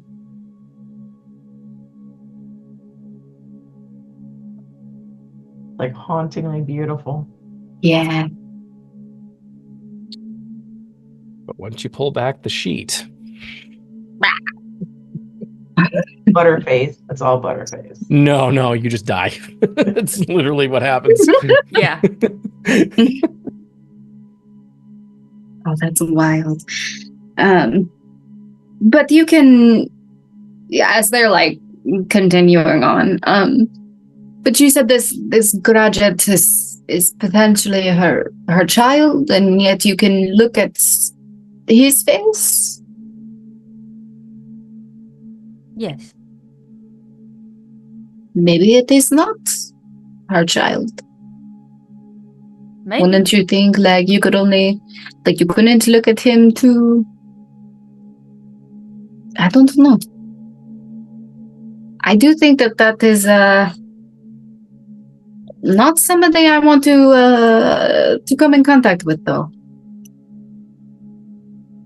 Really? Because I have like a million questions I want to ask Grashit about her. Well, Graduate, sure, but this pale knight, this white knight, maybe, perhaps not. How is he so sane if he was raised by her? Maybe he's not. Maybe he wears a face. She shrugs. I don't know. Who can say? I'm sort of just spitballing, I assume, as we're still kind of moving towards your grandma's room. I would say that Atara pays like a lot of mind down the hallway, and now she's like, where's Waldo for this figure and other paintings as well? By the way, I told my father I'm never going home, so... Well, I mean, this is one of the reasons that I need to speak to your grandmother as well. I feel entirely different today. I do not know what that means for my deal with your father. I'd hope to ask your grandmother what else, what she actually did. If he failed to give you what was promised... Something definitely severed. Then I don't think you have a deal anymore. Yes, but I am unsure how to test that theory, so to speak. I do not necessarily want to just force you to go somewhere that you do not want to go, but It's cute that you think you could do that. Well, I remember a lot. There's a lot of things that happened before I died, and your magic is quite good, but I don't know. Let's not test it now. I do not want to offend your grandmother. I do owe her quite a lot, so maybe another time. You would hurt her granddaughter another time after she gave you back your memories and voided Mistopheles' deal. Listen, if you think you are that strong and you are not worried about it, then it'll be fine. I don't know why you're saying it like that. Square up. Right. Just not in your grandmother's halls. She has no intention of doing that with her grandmother around. Oh, that's cool. Sorry, I was looking at the picture again. No, I would not sell your grandmother's good faith in us with that. But one day we can try it out, but I have a feeling, and she's gonna like glance at Fig, and be like, I think Fig might win over both of us if we try that. We both tried to fight. I think in terms of strength, I'm sure Fig is probably you are the strongest out of us. I'm just small and fast, so I don't know. Put you on faster. Oh, my strength is a 17, lads. With +3. I was like, just kidding. You're the strongest. Good I'm lift, faster. Fig up. Yeah. I was My dex is decent. telling Vol earlier that I think you both are spicy, but I think you guys are small but mighty. So I don't have the my goal's not on one or the other. It really is, I think, tactic. A good fight is never Fighting you both seen, pass so out. I want to see like what you all do. So if it's the point that you all say that, don't threaten me with a good time. I mean, absolutely, just go for it. I knock on my grandmother's door. So you've been having this conversation while you're walking away from the painting down the hall, and I'll just say, because you've had this conversation, and Elindra, you haven't been home in a long time. The thought creeps into your mind. Why do my parents... I just saw a depiction of creation in Ganadel. And it literally looks like the same painting. Why does this one have the pale night in it? She's listening. This music got way too epic, way too fast. Grandma's gonna square up. Sorry. That one, no. Definitely not that.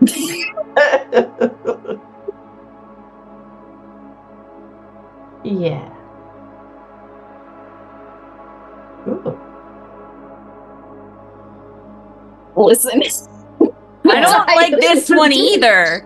I know that one. You slowly realize you weren't meant to save the world. You were meant to destroy it. Bro, that's my fucking theme song.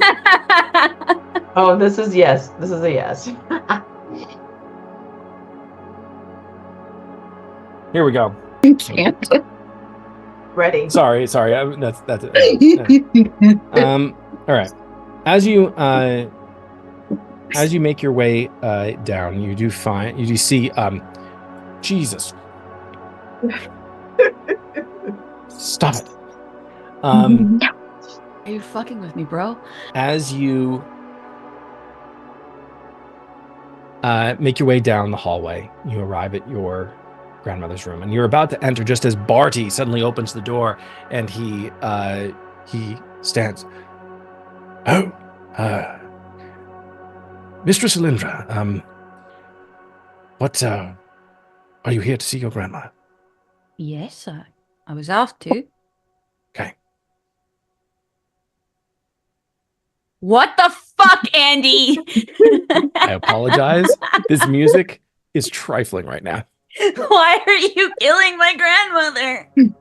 I'm not trying What to scene are we about to walk in on?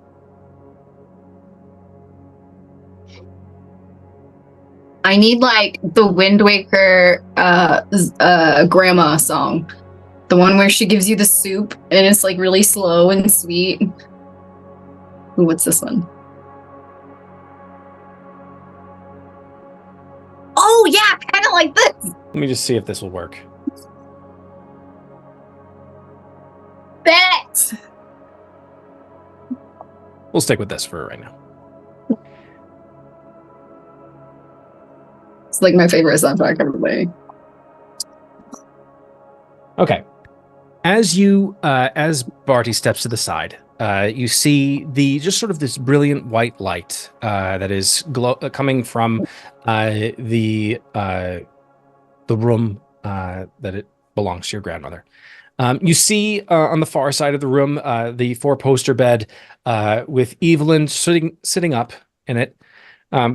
She also seems to be chowing down on some breakfast, albeit very daintily.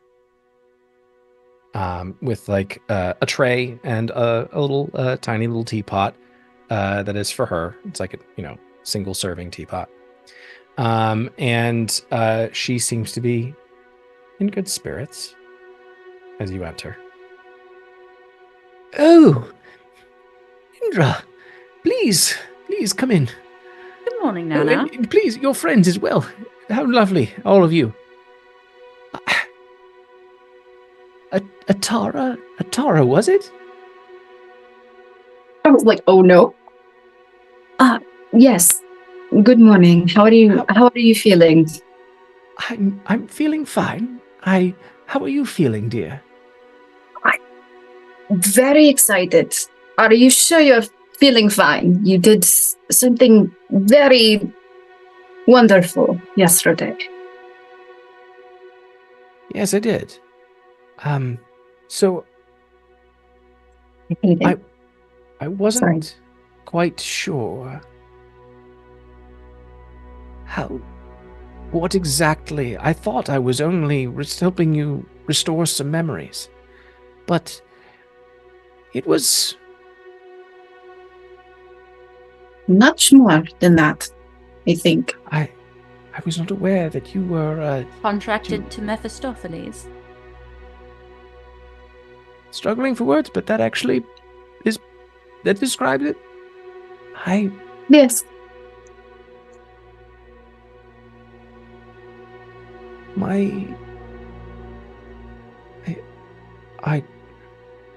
And you see that she's like clearly struggling for words right now. I'm Take sorry. Time. Thank you.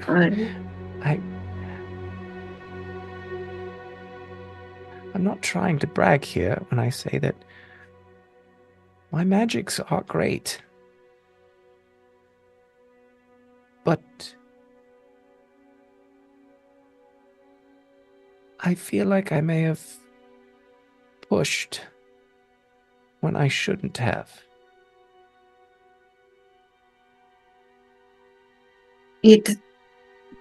All that, after she says that, she raises up her right hand, and you see it clearly as she was holding it underneath the comforter. And you see that the skin and the entire, her hand is completely almost skeletal, as it's almost like completely withered. And I take it. And you just sort of hold her hand, and she's like, I don't know if this is going to go away or not. This is all very, it's very unexpected. Have we called for a cleric yet? I'm afraid it's a bit more than that.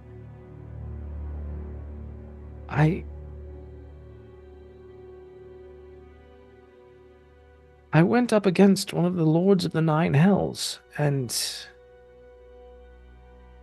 well, my intent was successful. There are certain consequences, I think. I don't know if this is one I can just fix. I'll fix it for you. Just give Oh, me you some will? time. Yes. How will you fix it? I'll talk to Mephistopheles. What, you'll just talk to him? Yes. And you are going to do that how? By going home? No. By calling him. Well, if For we're my all, necklace. then do it. Elindra will take her necklace out Okay, of her bag. Sorry. And light up her hand. Both hands. She's gonna, like, put that in between and fully pray to him. With how she used to before. And Okay. have it lit up. Give me an Arcana check. I don't know Okay. if I want to. It's +8. It's +8. Good. And I cast guidance on myself. Perfect. Okay, come on. Roll. Roll. Oh, I just refreshed. Motherfucker, wrong button. I'm worry. touching things. You're I'm good. touching things. I'm touching things. I'm freaking the fuck out. Oh okay. no, that's so bad. 12. Oh shit. That was with your guidance? Yeah, I only got a 1. And I rolled a 3. Elindra, you don't know if your prayer reaches the right ears. Jeez. You don't know, it might have something to do with the fact that you already tried to reach out to them.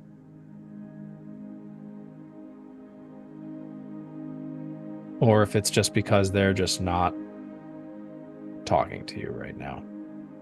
Jeez. The fire of the necklace goes out. Oh, he put it out. Shit! What's going on? What's going I worry that this is not only permanent, but that it will spread. Have you seen this before, Elindra? Have I? No. You don't No. really hang out with people who Yes, who I have don't broken hang out with deal breakers. You don't hang out with people who have broken pacts before. Bartie? Bartie comes in. Yes, madam. Go and get the best cleric there is. Bartie looks at Evelyn.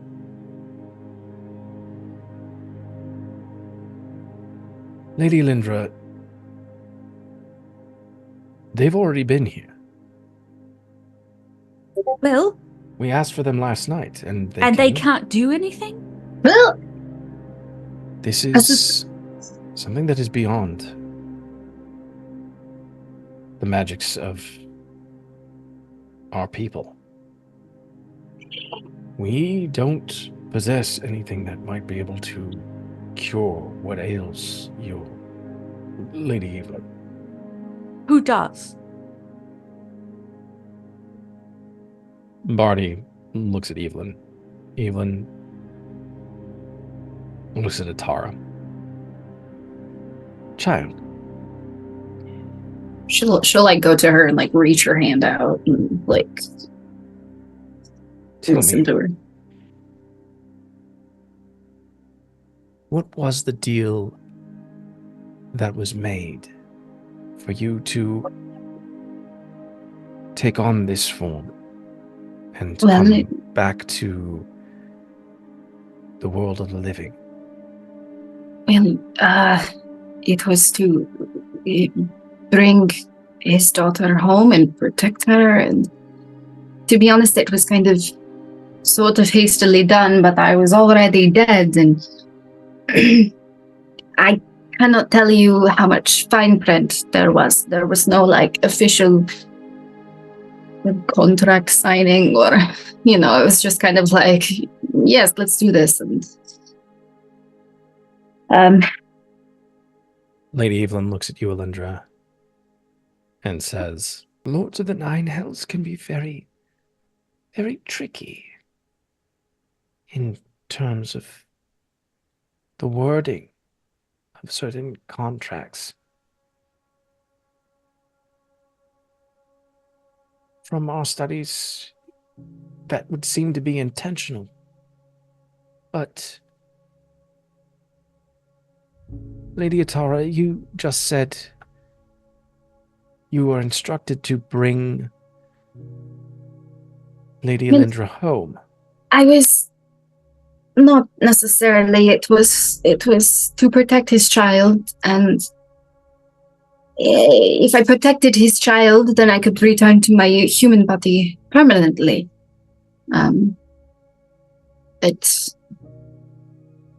That was a chance of a lifetime for something that seemed as simple as protecting his child, but there was no clarification of protecting his child from what or who. Maybe herself. I no offense, but well, I don't know.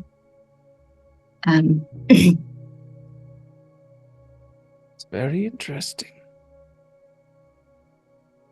It seems like this was a contract without an ending, without a conclusion. In your estimation, when would you think that you would have considered yourself to have done a good job?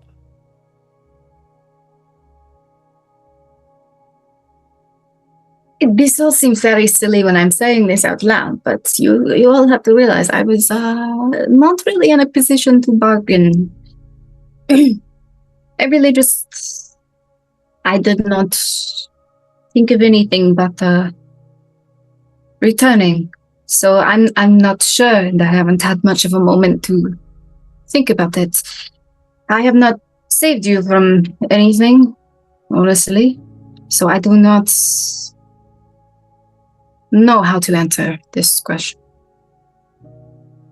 Elindra, is something coming for you? After you are, do you have a mortal enemy who is not your sibling, like your sister? She seemed pretty feisty, but I don't think that was what your father meant.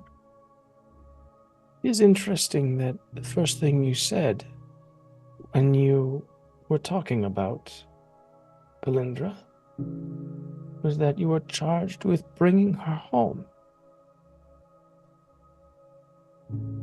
That was the first thing you said. Well, my specific instructions were to protect this child, and I guess in my head, home is safest. Is that your thought or someone else's? I guess it is technically my thought. It is kind of what I assumed. Because Elindra told them about if she returned, she would become one again, right? Yeah, like she openly explained that. So Tara's like realizing that maybe it was, I don't know. Protecting you from him does not seem like a deal that he would grant me my life back for. What if your purpose was to bring Elindra home? And by home, a place of... And child, she looks at you, Elindra. I love you very, very dearly. But we both know that you're not from here.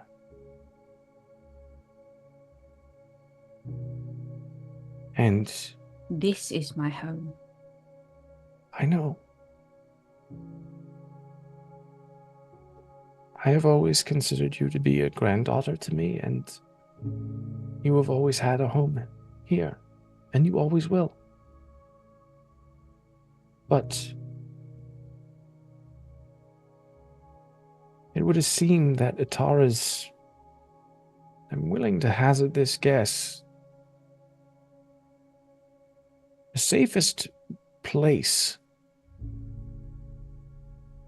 And again, I cannot put myself in the same shoes as the Lord of the Nine Hells, but the safest place, the place where you would be the safest, would be back where your first come from? No, it wouldn't. Kenya is next. This moment, Evelyn sort of gets a very far off look in her eye. And she suddenly looks at you, Fig. And Fig, by the way, is like, So good for the lore. She looks at you and she said, it's like she suddenly, like she's been focused on Atara and Elindra this whole time. She sees you. She's like, oh, you are very, very pretty. You remind me. Seems like it was many ages of the world ago. It was a simpler time. I remember my time in the Feywild. You remind me of that. And Elindra, at this point, you see the look on her face, and it's exactly the same look that she had right after the spell was completed. And she suddenly just, you can see sort of this wave of exhaustion just sort of come over her face. Like all of this activity has suddenly just taken it out of her. I take the food off the bed. Oh, And thank you. you should rest, Nana. Oh, I'll be here when you wake up. Elysia, you're too kind. Oh no. How is Illyria doing? Is she well? Wonderful. Absolutely wonderful. That's very nice. Is Bartie here? I feel. Yes, madam. How may I assist? Oh, just. I would like to take a walk when I wake up from my nap, Bartie. Of course, Mom. And Bartie then just sort of looks at the three of you and just like,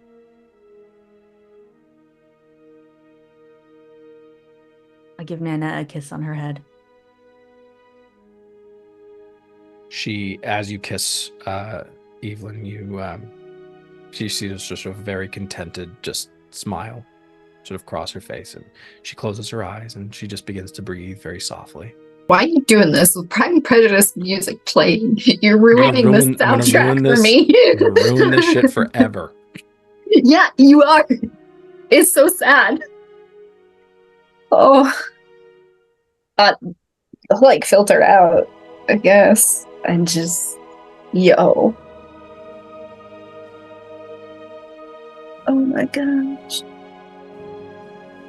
We need to find a healer. Didn't your party already say? No, that is just... That's unacceptable. A fake healer? Just not a good enough one. In a city of magic, wouldn't your healer be very top of the top, so to speak? Many of them are... There's a war going on. Many of them aren't here. I had a question for you, Andy. Do you think if I go see my uncle, he could get us access to royal healers for information about a spell that took away the temples? This is your elven uncle? Yes. Give me a... Because this is something that... Or druids. I'll take either. So, Thaddeus Shadowghast. You know that your elven uncle, Thaddeus, has a a dark streak about him. Mm-hmm. He was never We the got along favorite. wonderfully. Yes, you two got along wonderfully, but he never got along very well with the rest of the family. Mm-hmm. He was always kind of the dark horse. Of course, Evelyn always held a candle for him, but he was always sort of like looked down on by your mother and father as, you know, someone who was always engaged in the darker magics. Not necessarily evil, but definitely towing the line. Mm-hmm. And that put the family at times within a very stressful light within the city of Elithir. And the councils would sometimes treat your family not the best because of the relation. You know that your uncle, he's very mobile.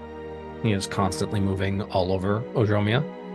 And he is a very skilled wizard who has access to a wide variety of magics. Do I think contacting him is better than going to the palace here?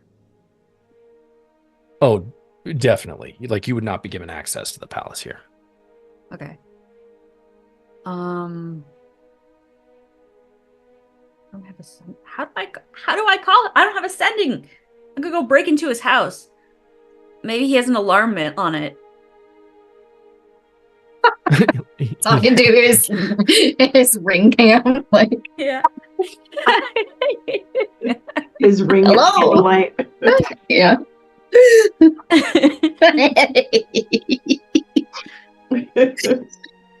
Fuck over here. Nana's dying. Hello. Bartie, I need a sending scroll. So you're triggering ADT at his house. That's exactly. Exactly. Yeah. If I go throw a rock through the 100%. window, will he show up? Oh, man. You haven't been to his house in a while. I believe that I said that his house is located in not Feywood. I believe it was Magel. If we're looking at the map of Elithir, so it's on sort of the outskirts. Does anyone in this house know sending?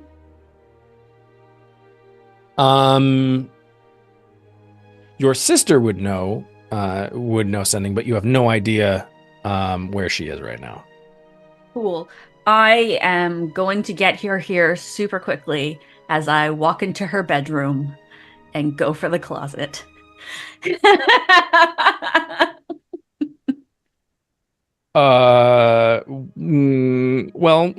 Okay. You enter her bedroom. It's actually kind of similar to yours, but it definitely has, like, where yours had more of like the sort of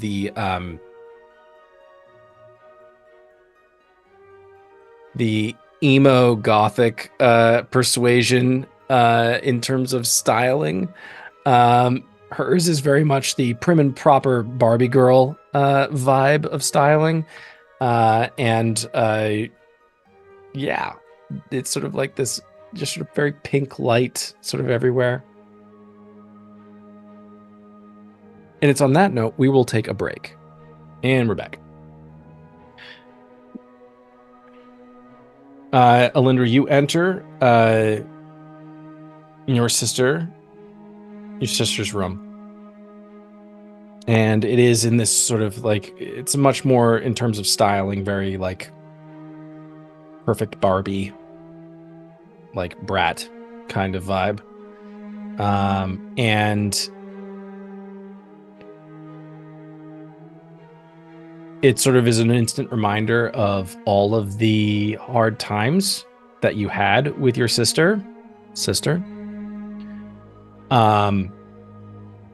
But it's one of those things that even as siblings, you had hard times, but whenever you encountered anyone else outside the family, they would always be kind of the sibling that would stick up for you. if there was ever any issues with other people. It's like, we can have our shit. Yeah, I can give you tons of grief. And I can like one-up you or try to one-up you at every single turn. But if there's ever anybody outside our immediate family that starts to like shit on you, I'm going to drop a 9th level fireball on their ass. Yeah. In the ass. Yes. Either or. If it's a 9th level fireball, does it actually matter at that Yeah, right. point? The AoE is the same. Exactly. And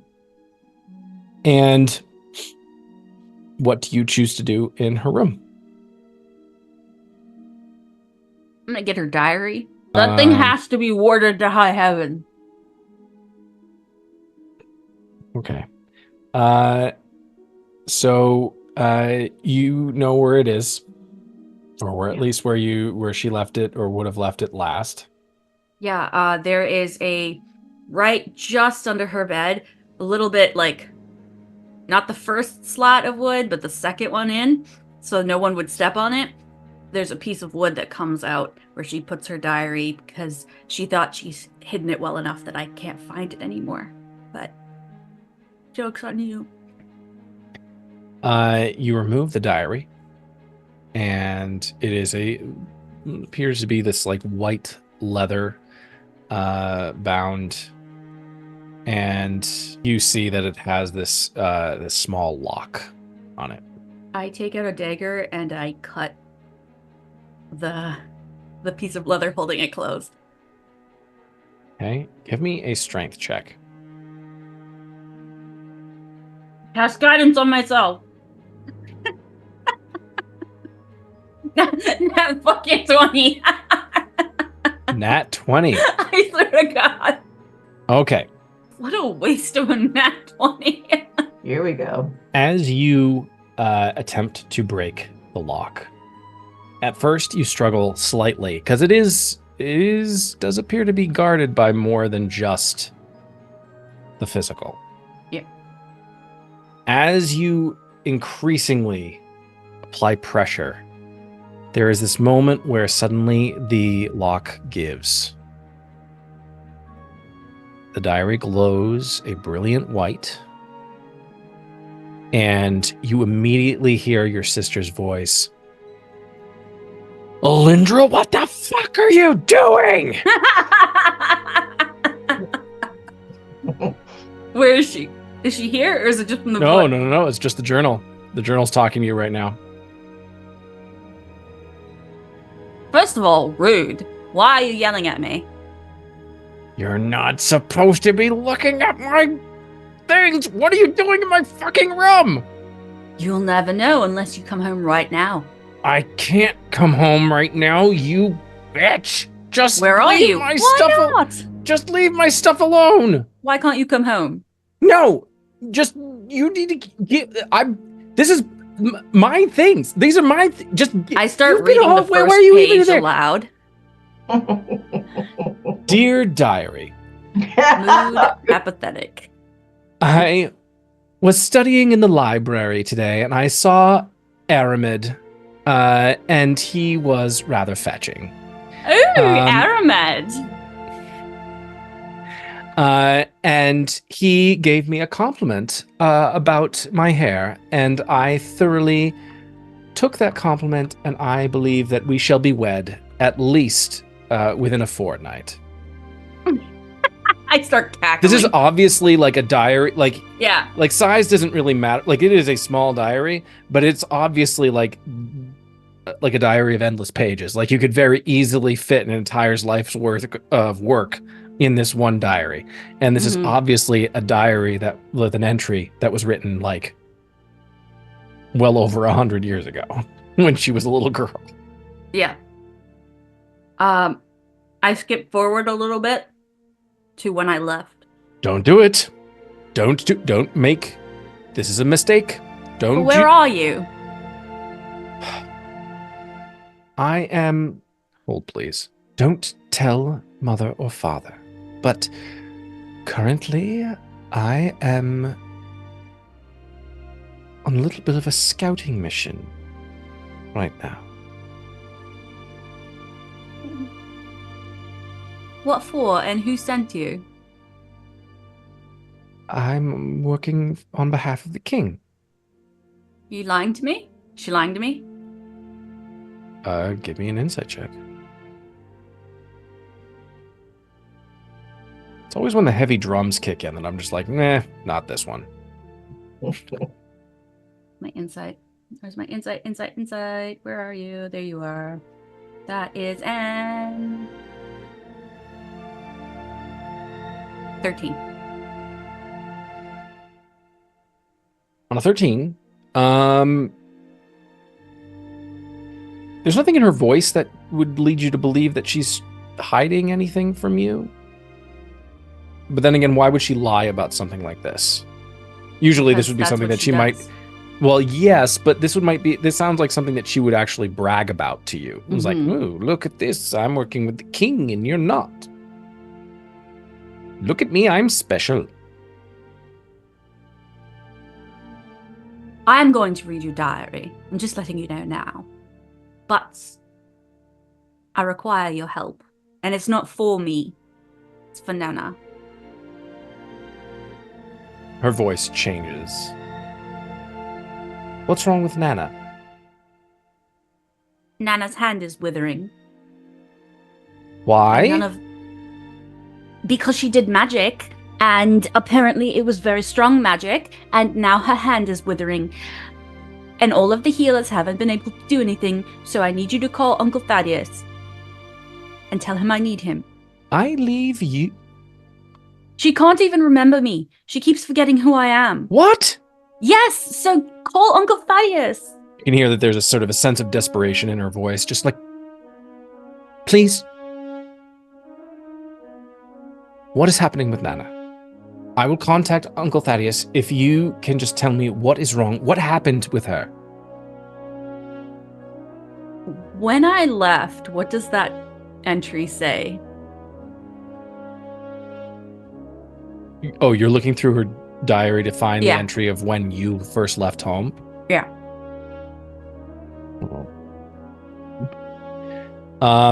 You skip through the pages, and eventually you do arrive on the date where you know that you actually did leave the Crystal Expanse to sojourn on a new path, on a new adventure, on a new journey. In this journal entry, the words, "Nothing of any great significance happened today." Oh, ouch. Bitch. She broke a pact made by a devil lord. Wait, Nana, was it contracted to a devil? No, someone else was. And she broke that pact. Did she know that she was doing that when she decided to do the magics? I don't think so, no. You didn't tell her? Well, it's not me. Listen, Call Uncle Thaddeus. Don't use that tone. You're the one who fucked up here, not me. I didn't fuck up. You fucked up, all right? You. Somehow it was your fault. Because you left me alone here without supervision. I left you alone. I left you alone in a...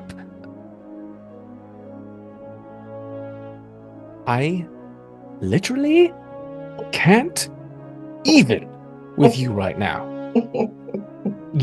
I left you are, alone. though. I left you alone in a...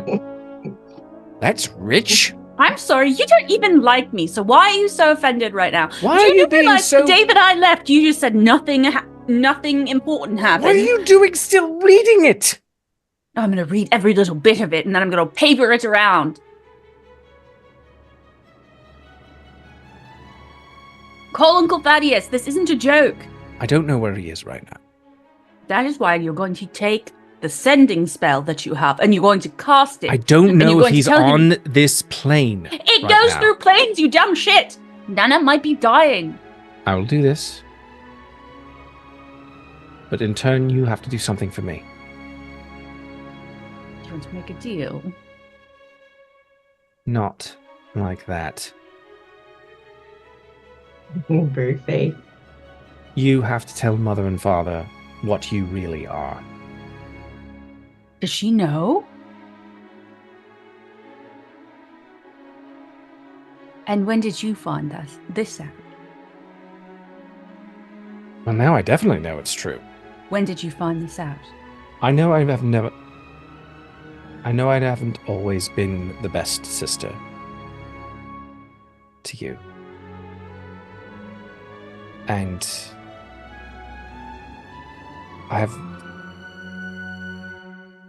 I'm very terrible at showing that I care for people. I didn't know you could do that. I haven't stopped. Just because you left, I haven't stopped keeping tabs. At first, I thought I was doing it for Mother and Father because they were so worried about where you were and about if you were safe.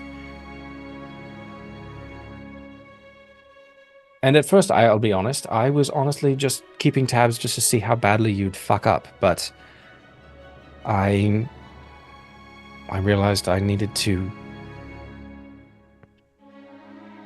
I realized how much you mattered to our family, and that whatever past quibbles we've had, that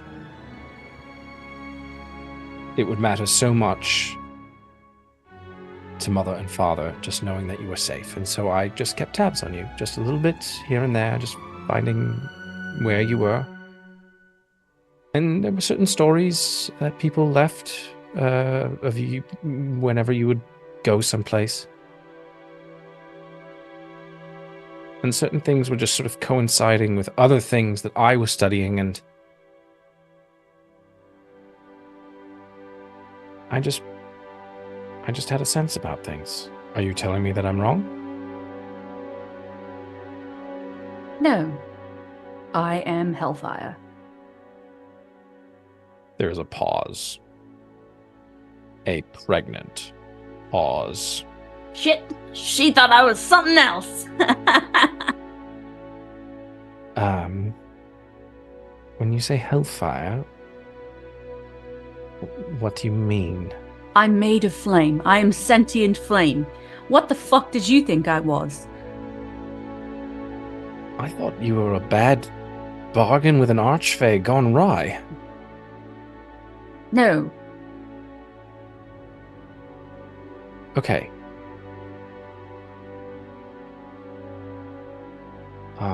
Right. I'll contact Uncle Thaddeus, and I will see where he is, what he's currently engaged in. I will reach back out to you very shortly. Is that okay? Yes. Please try not to do anything stupid while I do that. I can't make any promises. If one could hear an eye roll, Mm-hmm. that would be the sound that you would hear in this message that's coming through her diary. At this point, the diary closes, and the binding, the leather, retwines around the stud that's holding it there, and the diary is closed. Going to be fine. Everything's going to be fine. I would also like to rearrange all of her closet so that nothing is where she left it, and slightly move everything in the room an inch to the right. You do that. Thank you. There is nothing stopping you. If there were a remote, she'd pull out the batteries. We know. Oh my God. Very sibling behavior, honestly.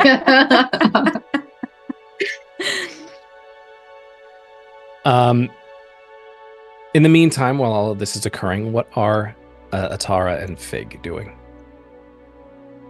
I think Atara would be snooping on her bookshelf, on her sister's bookshelf, to see if there's anything of interest pertaining to kind of everything, I guess, that they've been experiencing. You just kind of like anything that if like elven lore related things, if she has anything that could like a picture of the lady, the knight, the white lady that they don't really, Atara has no idea really what she is. Just kind of any context on some of that. Like she's got like a frame picture of her in like a little shrine or something, I don't think there's a shrine. Yeah. You might try the study though. I'm sure we have a study in like a library. But she knows that her sister's kind of a little bitchy, and like I assume they'd follow you over there. But I could try the study too. We can go. We could all Give me go. an investigation. Give me an investigation check. Guidance. Guidance. Good. Hold on. Let me open it back up. Okay. Woo! 17 in total. Okay. On a 17, you see there are some history books. Okay. Some of which have to deal with the exodus that took place from the Velven Forest going into the Crystal Expanse, and sort of the period of time of the exodus where the elves were slowly making their way north because they were moving an entire civilization. Yeah. And so there is sort of that story that you find. Okay. You also find a book that has to do with evocation magic. Okay. I guess it kind of looks particularly cool to her because she's got a -1 to Arcana. So she's gonna be like, "Oh, this book's kind of pretty. It feels like it might be useful." And she'll like pluck it off the shelf to show like Fig and Elindra a little later on. Okay. You do see on this. You do see on this book that it is literally just there is a fireball on it. Amazing. Like the silhouette of a fireball. Okay. It's iconography. Yeah.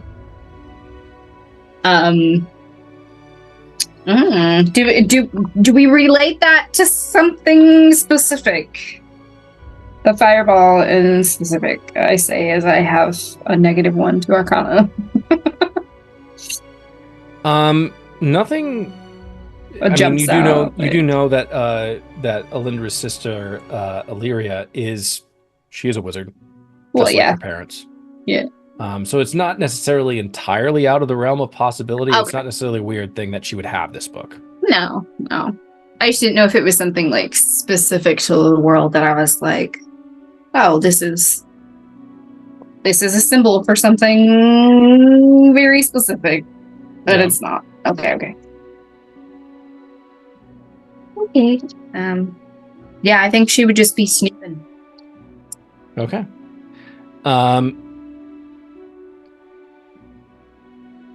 Fig, what are you doing? Fig's been like leaning back, like more towards like the door. She had her veal and her, not veal eating, but veal.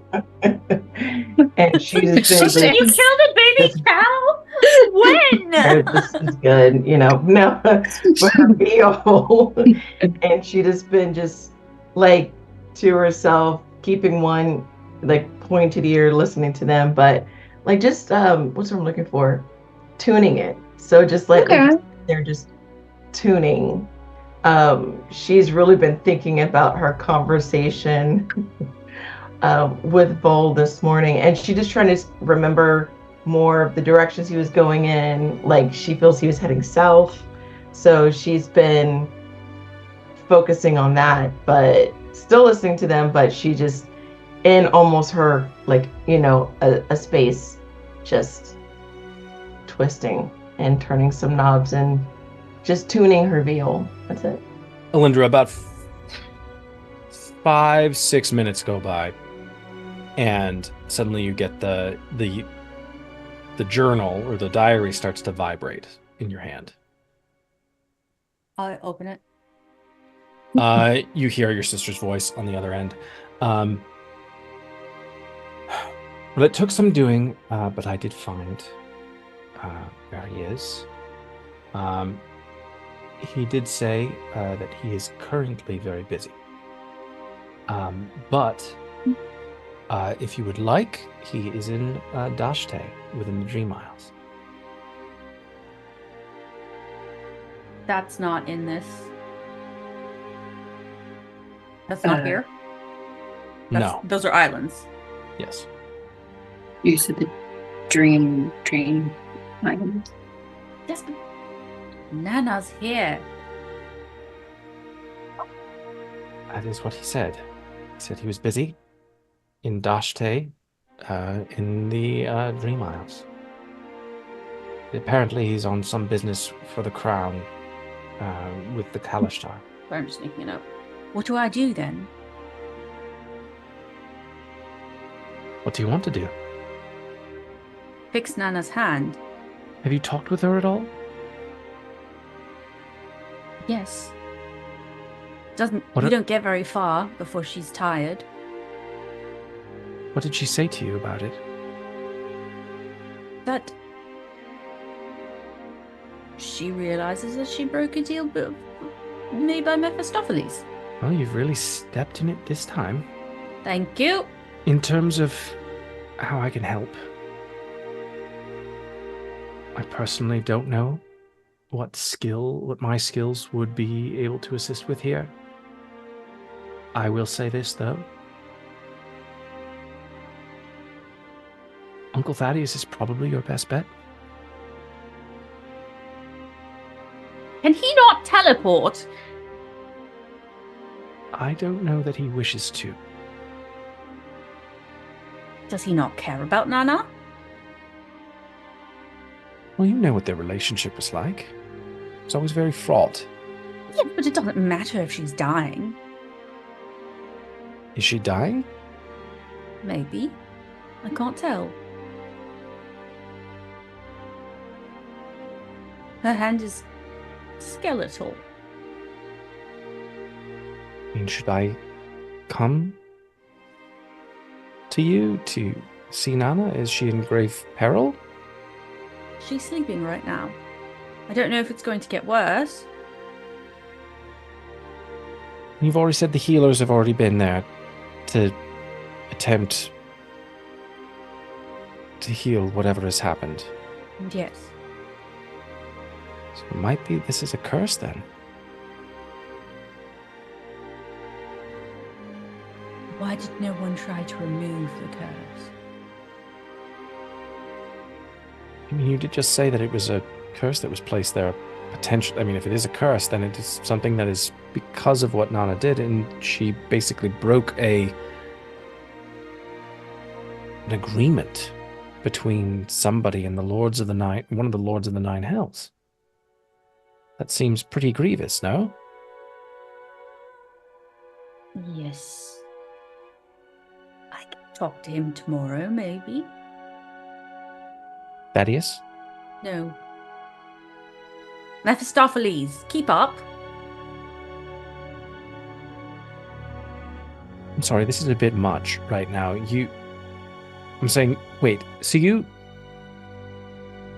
you regularly talk to Mephistopheles? I used to talk to him every night. Because he Oh made my god, me. Elindra. What? He made me. I am Hellfire. Okay, let's remember for a second that I didn't know about this until maybe 5 minutes ago. Well, you... Stop saying it like it's just a normal thing.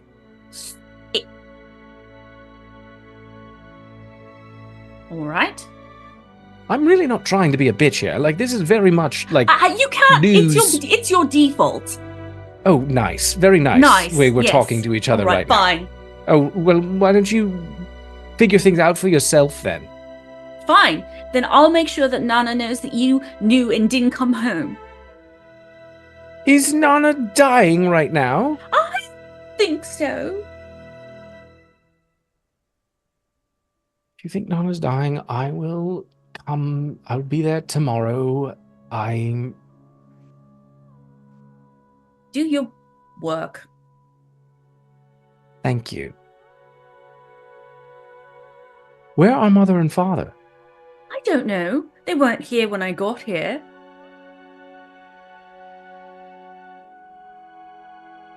All right, I'll reach out to them too and see if they can come. Although,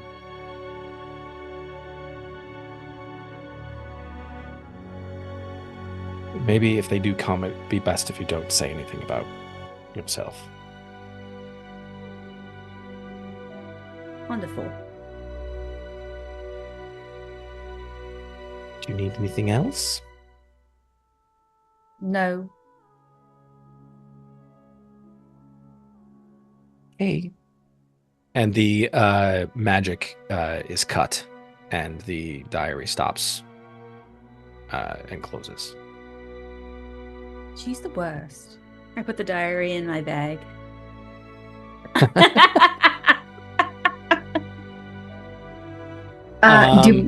Do we know if I guess we didn't ask, but do we know if Nana's hand it started at the tips of her fingers and moved down? We didn't ask, but I guess we could. Based off of see. the observation, it just looks like it didn't look like it started necessarily from one place. So it's not suddenly, spreading up her arm. Yeah, you're not able to tell that it's continuing to spread. It is literally just suddenly she has lost the function of her right arm or right hand, and it is suddenly just decayed. Okay.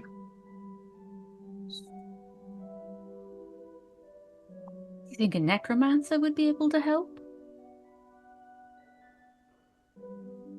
There are spells like Wither and Bloom where you wither something and then make something else better. So, do you know any necromancers, or just casually in your company? No. But there have to be some here. Right now we're with elves. Why would there be necromancers with elves? That seems like it goes against. It does feel a little difficult here. It's so sad because Atara has literally been alive for maybe 2 days, and all of this stuff is literally happening to them, and they're like, yeah, I don't know anybody. In terms of my circle, I don't know anybody extremely powerful who could potentially have any effect. Yeah. Oh, jeez. Right. Can I tell you guys something? I told you that I didn't tell you. Grojek came to see me in my dreams, and he, I think maybe we made a pact, or he took my blood or something. But if we can't heal my Nana, I will be calling him. In no way is somebody taking your blood, whether it be by magic or by combat, a good thing. Yes, well, kind of just happened really quickly, and I didn't understand what was going on. Yeah, you might be someone's pumpkin. Pumpkin? I don't want to be a pumpkin. No one wants to be a pumpkin, but I said puppet. Oh, puppet. Yes. A pumpkin puppet. No one wants to be a pumpkin. I mean, somebody please put that in the quotes channel. Nobody wants to be a pumpkin. Again, artists, if you are able to, please draw us a representation of Fig just saying in a cartoon bubble right here, nobody wants to be a pumpkin. Oh my word. I mean, really, who would? Yeah. I mean, well, I guess, should we don't feel like that's a good option. I don't know why, but it's something in my gut feels like that would Not make a it good option. worse. But Yeah. my father isn't answering me. Oof. I don't And have any when I particular have- way to contact him either. no, Do I do, but No. it has to work. Yeah. I meant like Atara, there's no like connect. He didn't give me a sending stone directly to reach out to him. You know what I mean? Hi, Mrs. Evelyn. Hello. What's happening? Yeah. And you do not have another way. What the? It only works once a day. Ugh. And I called in the morning, and he sent Chaddock in Aemon. Well, call them again. Wait, so you've tried to call him how many times now since we've been here? Twice. Twice. Does it typically take him multiple times to reply to you? No. And I feel like that is not a good sign. He's probably hurt. He's probably definitely hurt or in some sort of danger. I got a vision of him getting stabbed, didn't I? No, he'd already been stabbed. Oh, he had already been stabbed. Right. What a sneaky ass fucking DM face. Okay, so like playing every other week really messes me up, and when we like take a break, I'm like, my brain just goes, is this real or did I dream this thing? Because I know Atara had some moment where he was being attacked, but I can't remember. That was the fight with Grashit. Okay. Oh, somebody's getting a message. Oh, I see how it is. DM's being sneaky. We could go to the library.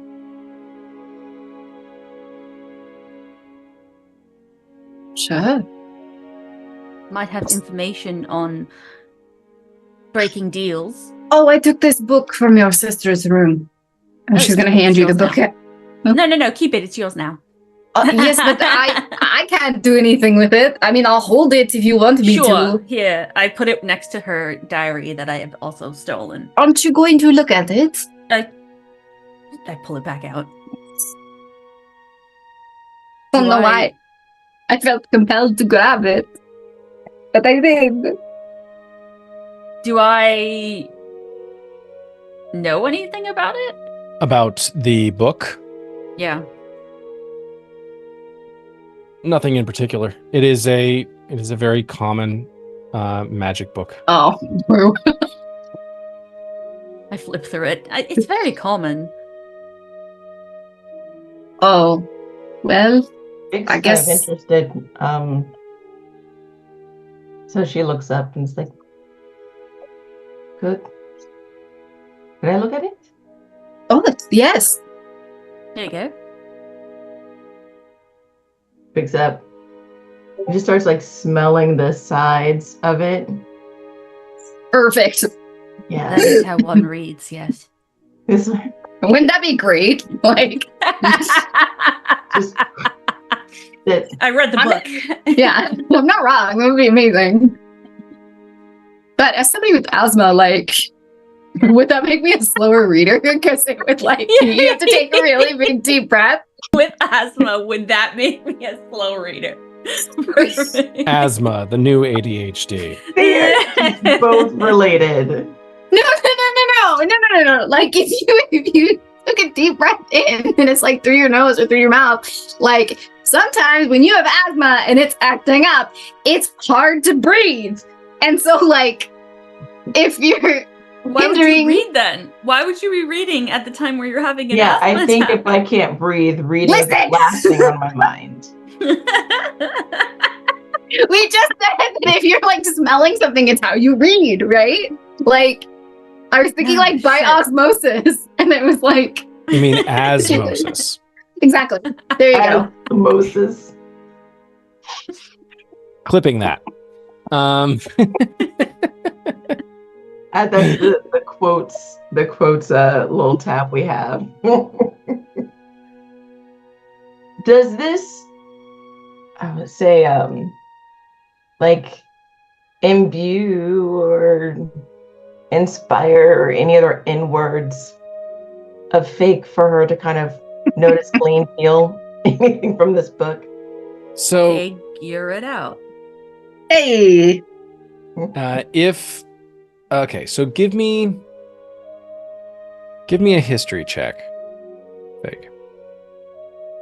Guidance. Thank you. Let's see. I'll go back with this one. Ooh, 19 on the die. Hey. Plus, what was on the guidance? 4. 4. Ooh, 23. As you were looking at this book of spells, it reminds you that you actually just got some new spells just this morning. Yeah. Some So cool long. new magic. From an individual that is Whining about not having his cane And shoes. and and shoes. shoes. Which is so sad. Yeah, right.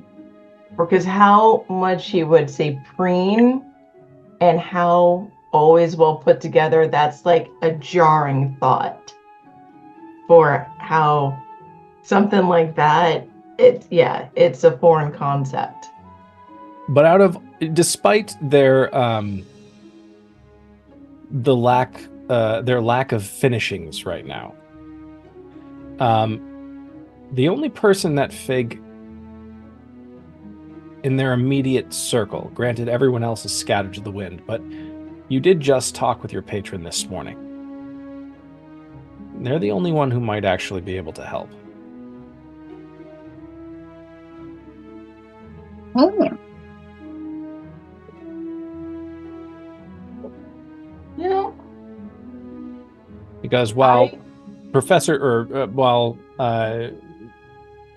Thaddeus, Uncle Thaddeus, is long-lived and may possess like some great magic, Korrith Vol's an archfey, and and a soft spot for fake. has a soft spot for Fig, and is a lot longer lived than Thaddeus is. Is there a window in this room? In Elindra's sister's bedroom, yes, there is. Okay. So Fig would just hold the book to her chest. She'll go to the window and just kind of like a copy paste of this morning. Give me a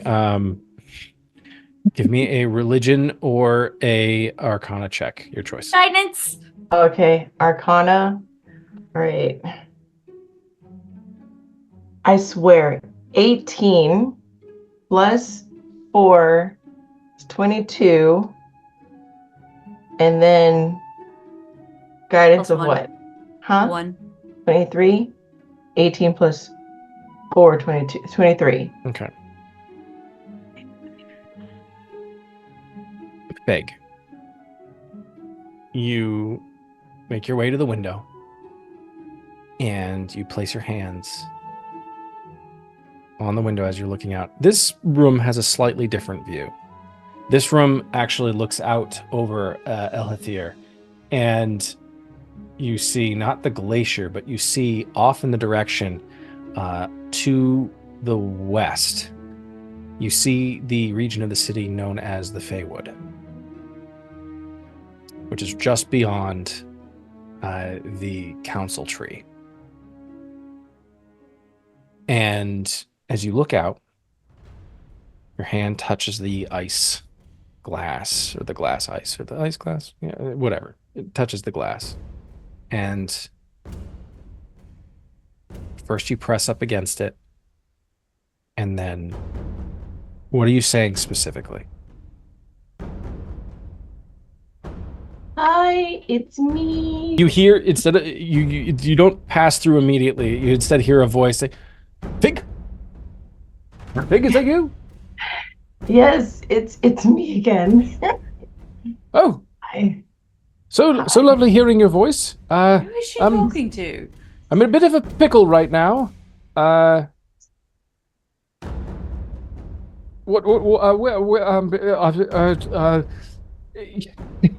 Could use some help here.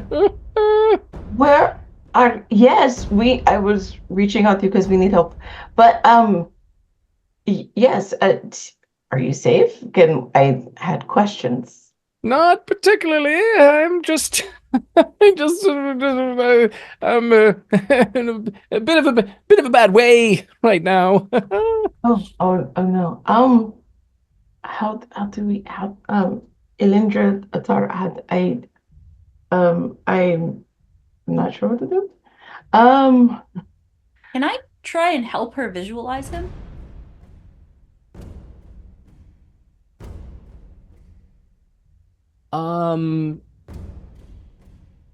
So from Elindra and Atara's perspective, Fig has gone up to a window, placed her hands on it, and is looking out onto this, the sprawl of the city.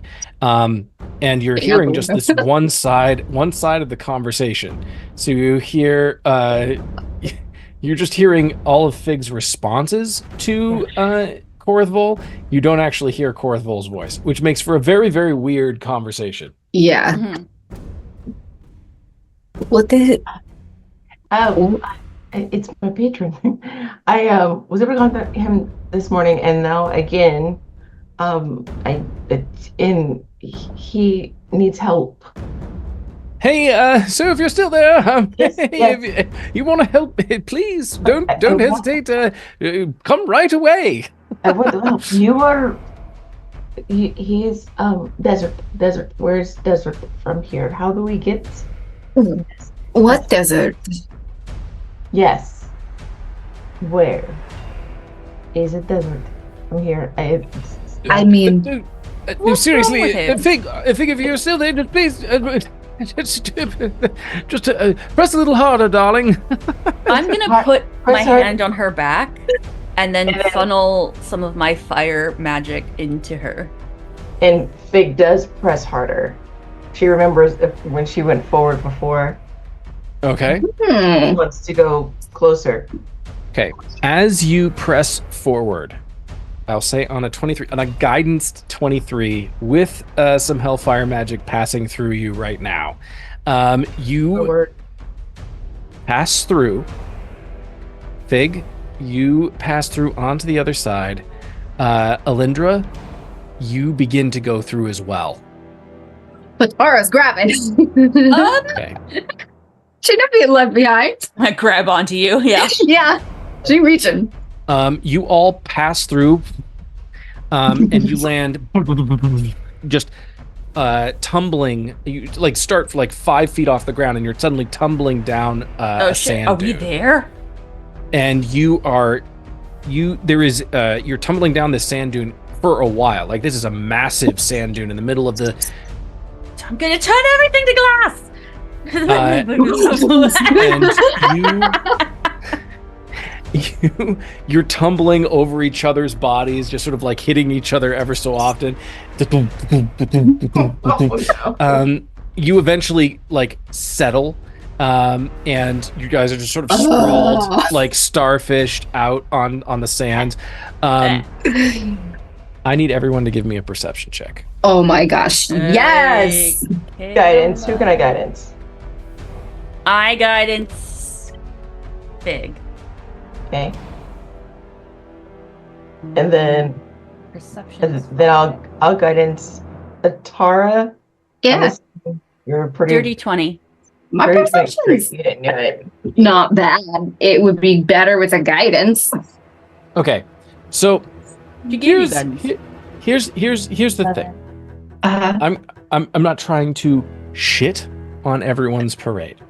And normally I am very much a big fan of like, hey, let's see what cool things happen. But in terms of guidance, Okay. casting time is 1 action. The range is touch. So you have to be touching this person, and it is a concentration spell. Just reminding people of that for future uses. And so You're like everyone, laying there. give me a perception roll. 30-20. Dirty 20. Okay. Not so good. Mine was 11. It was 10 plus 1. 14. 14, 11, and a dirty 20. Okay.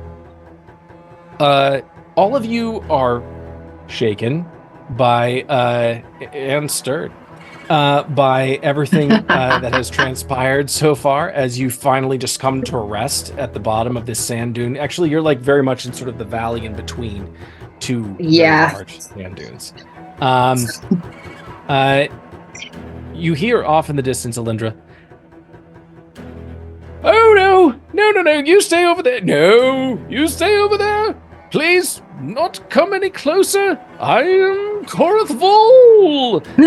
And you I look.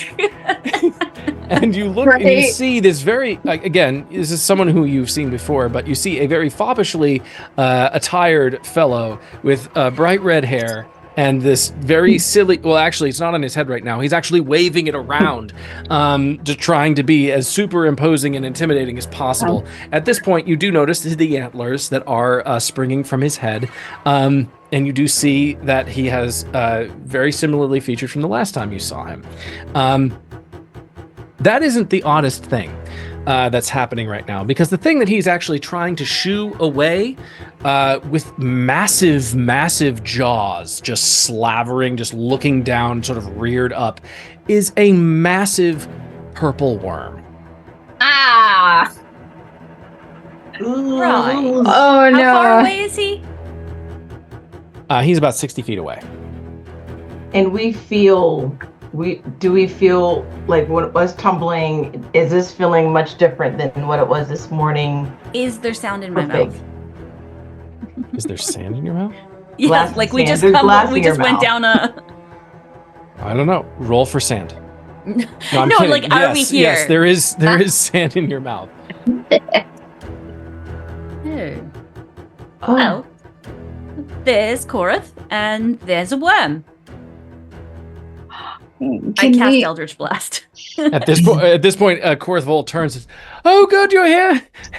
Any help that would you could provide would be most welcome." yeah. How far is the worm and Korrith? The worm, he is in the process of actually running towards you as he has realized that his attempts at befriending this very large worm have been in vain. This purple worm is about 100 feet away from you. Okay. I tried to ask it if it could give me a ride, and it's saying no. You're Talk to insufferable. worms. Can we can you guys do your cool magic-y things and get us somewhere away from this thing, or do we have to slice it up? As Atara like starts to pull out her rapier. I cast Just Eldritch kind of- Blast. Yeah. Yeah. Yeah, is that what you're doing? Yes. He said it's 100 feet away. Mine is 120. So Yeah. bang bang.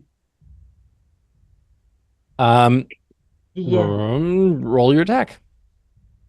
Ooh, we could take him with us? If I draw the circle spell again. Oh yeah. 28 and a 24 Roll for damage. because I have 2 blasts. That is a D10 plus, so that's 2 of them. Plus. It's like purple worms are the big old massive suckers, right? Like they're huge. 20 damage. Ooh. And it gets pushed back 10 feet. 10 feet? Perfect. Yeah. Yeah.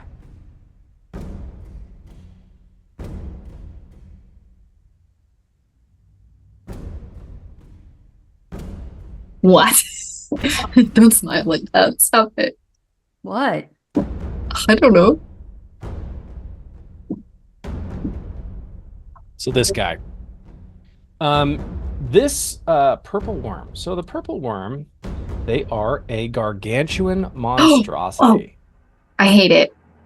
They are huge. This I thing is hate rearing it. up out of the sand. We're not necessarily talking Dune huge, but this thing is very much a colossal. Like, this thing fights dragons. And it's at this point, as you are firing 2 eldritch blasts, that the impacts like blast a chunk of the armor off of this thing, and you deal how much in the way of damage? 20. Wait. Hang on. I gotta go back. 20. Yeah, 20. 20 damage. It's at this point, I'll say, Elindra, since you rolled the highest, you rolled a dirty 20 on your perception. Yeah. That right after you fire off these eldritch blasts, you look down and you see the sand beginning to shift underneath your feet. There's more. Suddenly springing Oh, it out has from a the baby. sand. Suddenly springing out from the sand is not 1, but 5. Oh my god. We're going to die. It's fucking 5. And that is where we will leave it for tonight. That's it. We're dead. I can't flip my table. Yeah. Oh, great. Sorry, guys. I mean, I did all this for a man. It's the red hair. She's a sucker for it. Thank you all for watching. Please consider tuning in next time to find out if these lovely adventurers are digestible. We really appreciate all of you for watching and continuing. Oh, I'm sorry. Was that too real? No, it was just, I was joking about it, and then you were like, no, that's definitely a thing. Definitely. Yep. So please consider tuning in next time for that very reason. Again, thank you all for watching, and we hope you roll nothing but nat 20s. Have a great week, everyone. Bye. Bye.